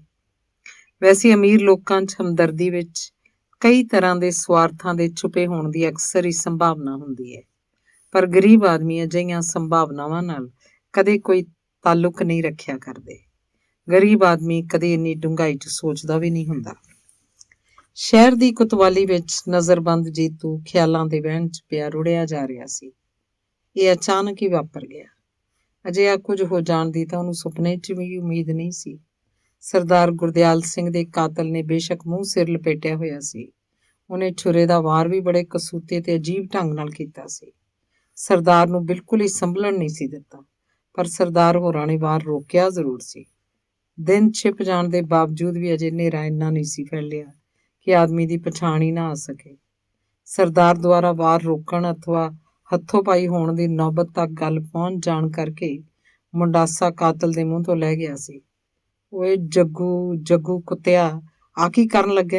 ਸਰਦਾਰ ਦੇ ਮੂੰਹੋਂ ਚੀਖ ਵਾਂਗ ਨਿਕਲ ਗਿਆ ਸੀ। ਤੇ ਆਈ ਓਏ ਜੀਤੂ, ਦੌੜ ਕੇ ਫੜੀ ਇਹਨੂੰ, ਕਹਿਣ ਸਾਰੀ ਸਰਦਾਰ ਚੌਫਾਲ ਜ਼ਮੀਨ ਤੇ ਡਿੱਗ ਪਿਆ ਸੀ। ਜੀਤੂ ਕੋਈ ਬਹੁਤਾ ਦੂਰ ਨਹੀਂ ਸੀ। ਬਿਜਲੀ ਵਰਗੀ ਤੇਜ਼ੀ ਨਾਲ ਉਹ ਆ ਕੇ ਸਰਦਾਰ ਨੂੰ ਲਿਪਟ ਗਿਆ ਸੀ। ਸਰਦਾਰ ਦੀ ਛਾਤੀ 'ਚ ਪੂਰੇ ਦਾ ਪੂਰਾ ਚਾਕੂ ਖੁੱਭਿਆ ਹੋਇਆ ਸੀ। ਕਾਤਲ ਤੇਜ਼ੀ ਨਾਲ ਦੌੜਨ ਦੀ ਕੋਸ਼ਿਸ਼ ਕਰ ਰਿਹਾ ਸੀ। ਜੀਤੂ ਵੀ ਕਾਤਲ ਨੂੰ ਕਾਬੂ ਕਰਨ ਦੇ ਉਦੇਸ਼ ਨਾਲ ਉਹਦੇ ਮਗਰ ਦੌੜਿਆ। ਕੋਈ ਦੂਜਾ ਕਾਤਲ ਤਾਂ ਉਹਦੇ ਹੱਥ ਨਹੀਂ ਸੀ ਲੱਗਾ, ਸਗੋਂ ਤਾਂ ਖੁਦ ਹੀ 3-4 ਭਾਰੇ ਸਰੀਰਾਂ ਵਾਲੇ ਵਰਦੀਧਾਰੀ ਆਦਮੀਆਂ ਨਾਲ ਟਕਰਾ ਗਿਆ ਸੀ। ਪੁਲਿਸ? ਜੀ ਹਾਂ, ਉਹ ਚਾਰੇ ਪੁਲਿਸ ਦੇ ਆਦਮੀ ਸਨ। ਆ ਗਿਆ ਜੀ, ਦੌੜ ਗਿਆ। ਸਰਦਾਰ ਦੇ ਚਾਕੂ ਮਾਰ ਕੇ ਦੌੜ ਗਿਆ ਕੋਈ। ਜੀਤੂ ਨੂੰ ਕੁਝ ਵੀ ਪਤਾ ਨਹੀਂ ਸੀ ਲੱਗ ਰਿਹਾ ਕਿ ਉਹ ਕੀ ਕਹਿ ਗਿਆ ਸੀ ਤੇ ਕੀ ਕਹਿਣਾ ਚਾਹੁੰਦਾ ਸੀ। ਇੱਕ ਥਾਣੇਦਾਰ ਸੀ ਤੇ ਬਾਕੀ ਸਿਪਾਹੀ। ਦੌੜ ਗਿਆ ਕਿ ਕਾਬੂ ਆ ਗਿਆ? ਥਾਣੇਦਾਰ ਨੇ ਪੂਰੇ ਜ਼ੋਰ ਨਾਲ ਜੀਤੂ ਦੇ ਮੂੰਹ ਤੇ ਇੱਕ ਭਾਰਾ ਥੱਪੜ ਜੜ ਦਿੱਤਾ ਸੀ। ਜੀਤੂ ਦੇ ਤਾਂ ਜਿਵੇਂ ਹੋਸ਼ ਹੀ ਉੱਡ ਗਏ ਸੀ। ਹੁਣੇ ਕਿਸੇ ਨੇ ਸਰਦਾਰ ਗੁਰਦਿਆਲ ਸਿੰਘ ਦਾ ਕਤਲ ਕੀਤਾ ਸੀ। ਦੌੜੇ ਜਾਂਦੇ ਆਦਮੀ ਨੂੰ ਉਹਨੇ ਅੱਖਾਂ ਨਾਲ ਦੇਖਿਆ ਸੀ। ਸਾਲਿਆ, ਕਰਕੇ ਆਪਦੇ ਪਿਓ ਦਾ ਕਤਲ ਹੁਣ ਭੱਜਣ ਲੱਗਾ ਸੈਂ। ਜੀਤੂ ਦੀ ਆਪਣੇ ਹੱਥਾਂ ਤੇ ਕੱਪੜਿਆਂ ਤੇ ਨਿਗਾਹ ਜਾ ਪਈ। ਉਹਦੀ ਚੀਖ ਨਿਕਲ ਗਈ। ਉਹਦੇ ਹੱਥ ਤੇ ਕੱਪੜੇ ਪੂਰੀ ਤਰ੍ਹਾਂ ਖੂਨ ਨਾਲ ਲੱਥਪੱਥ ਹੋਏ ਪਏ ਸੀ। ਪਰ ਇਹ ਅਚਾਨਕ ਪੁਲਿਸ ਕਿੱਥੋਂ ਆ ਗਈ ਸੀ? ਜ਼ਰੂਰ ਕੋਈ ਸਾਜ਼ਿਸ਼ ਸੀ, ਜ਼ਰੂਰ ਹੀ ਸ਼ੇਰ ਸਿੰਘ ਦੀ ਕੋਈ ਸ਼ਰਾਰਤ ਸੀ। ਜੀਤੂ ਨੂੰ ਅਚਾਨਕ ਇੱਕ ਖਿਆਲ ਆਇਆ। ਉਹਨੇ ਤੇਜ਼ੀ ਨਾਲ ਜੇਬ 'ਚ ਹੱਥ ਪਾਇਆ। ਕਾਲੇ ਧਾਗੇ ਨਾਲ ਤਵੀਜ਼ ਬੱਧਾ ਹੋਇਆ ਸੀ। ਤਵੀਜ਼ ਉਹਨੂੰ ਭੂਤ ਵਾਂਗ ਲੱਗਾ। ਇੱਕ ਝਟਕੇ ਨਾਲ ਉਹਨੇ ਪਰੇ ਵਗਾਹ ਮਾਰਿਆ। ਕਿੰਨੀ ਦੇਰ ਇੱਕ ਟਾਕੋ ਸਾਹਮਣੇ ਪਏ ਤਵੀਜ਼ ਵੱਲ ਦੇਖਦਾ ਰਿਹਾ। ਜਦ ਉਹਦੀ ਥੋੜ੍ਹੀ ਜਿਹੀ ਸੁਰਤ ਟਿਕਾਣੇ ਆਈ ਤਾਂ ਉਸ ਬੇਕਾਰ ਜਿਹੀ ਚੀਜ਼ ਨੂੰ ਉਹਨੇ ਦੁਬਾਰਾ ਚੁੱਕ ਲਿਆ। ਹੁਣ ਉਹਨੂੰ ਉਸ ਤੋਂ ਕਿਸੇ ਕਿਸਮ ਦਾ ਡਰ ਮਹਿਸੂਸ ਨਹੀਂ ਸੀ ਹੋ ਰਿਹਾ, ਨਾ ਕੋਈ ਵਹਿਮ, ਨਾ ਭਰਮ। ਉਹ ਇਹ ਤੋਂ ਵੀ ਅੱਗੇ ਜਾਣਾ ਚਾਹੁੰਦਾ ਸੀ। ਹੱਥਾਂ ਦੇ ਵਧੇ ਹੋਏ ਨਹੁੰਆਂ ਨਾਲ ਉਹਨੇ ਤਵੀਜ਼ ਨੂੰ ਖੋਲ੍ਹ ਲਿਆ। ਉਸ ਵਿੱਚੋਂ ਇੱਕ ਤੈਅ ਕੀਤਾ ਹੋਇਆ ਕਾਗਜ਼ ਦਾ ਛੋਟਾ ਜਿਹਾ ਟੁਕੜਾ ਨਿਕਲਿਆ, ਜਿਸ ਉੱਤੇ ਬਹੁਤ ਹੀ ਬਰੀਕ ਕਰਕੇ ਕੁਝ ਅੱਖਰ ਲਿਖੇ ਸਨ। ਨਾਲ ਹੀ ਇੱਕ ਤੈਅ ਕਰਕੇ ਰੱਖੀ ਫੋਟੋ। ਜਾਣੇ ਪਛਾਣੇ 2 ਚਿਹਰੇ। ਅਨਪੜ੍ਹ ਜੀਤੂ ਅੱਖਰ ਪੜ੍ਹਨ ਤੋਂ ਅਸਮਰਥ ਸੀ, ਇਸ ਲਈ ਉਹਨੇ ਉਸੇ ਤਰ੍ਹਾਂ ਕਾਗਜ਼ ਦੀ ਤਹਿ ਲਾ ਕੇ ਤਵੀਜ਼ ਬੰਦ ਕਰਤਾ ਤੇ ਦੁਬਾਰਾ ਬਹੁਤ ਹੀ ਧਿਆਨ ਨਾਲ ਸੰਭਾਲ ਕੇ ਜੇਬ 'ਚ ਪਾ ਲਿਆ, ਜਿਵੇਂ ਇਹੋ ਹੀ ਹੁਣ ਉਹਦਾ ਸਹਾਰਾ ਹੋਵੇ। ਸੰਖੇਪ ਜਿਹਾ ਮੁਕੱਦਮਾ ਚੱਲਣ ਤੋਂ ਬਾਅਦ ਜੀਤੂ ਨੂੰ ਬਾਮੁਸ਼ੱਕਤ ਉਮਰ ਕੈਦ ਦੀ ਸਜ਼ਾ ਹੋ ਗਈ ਸੀ। ਧੰਨਵਾਦ।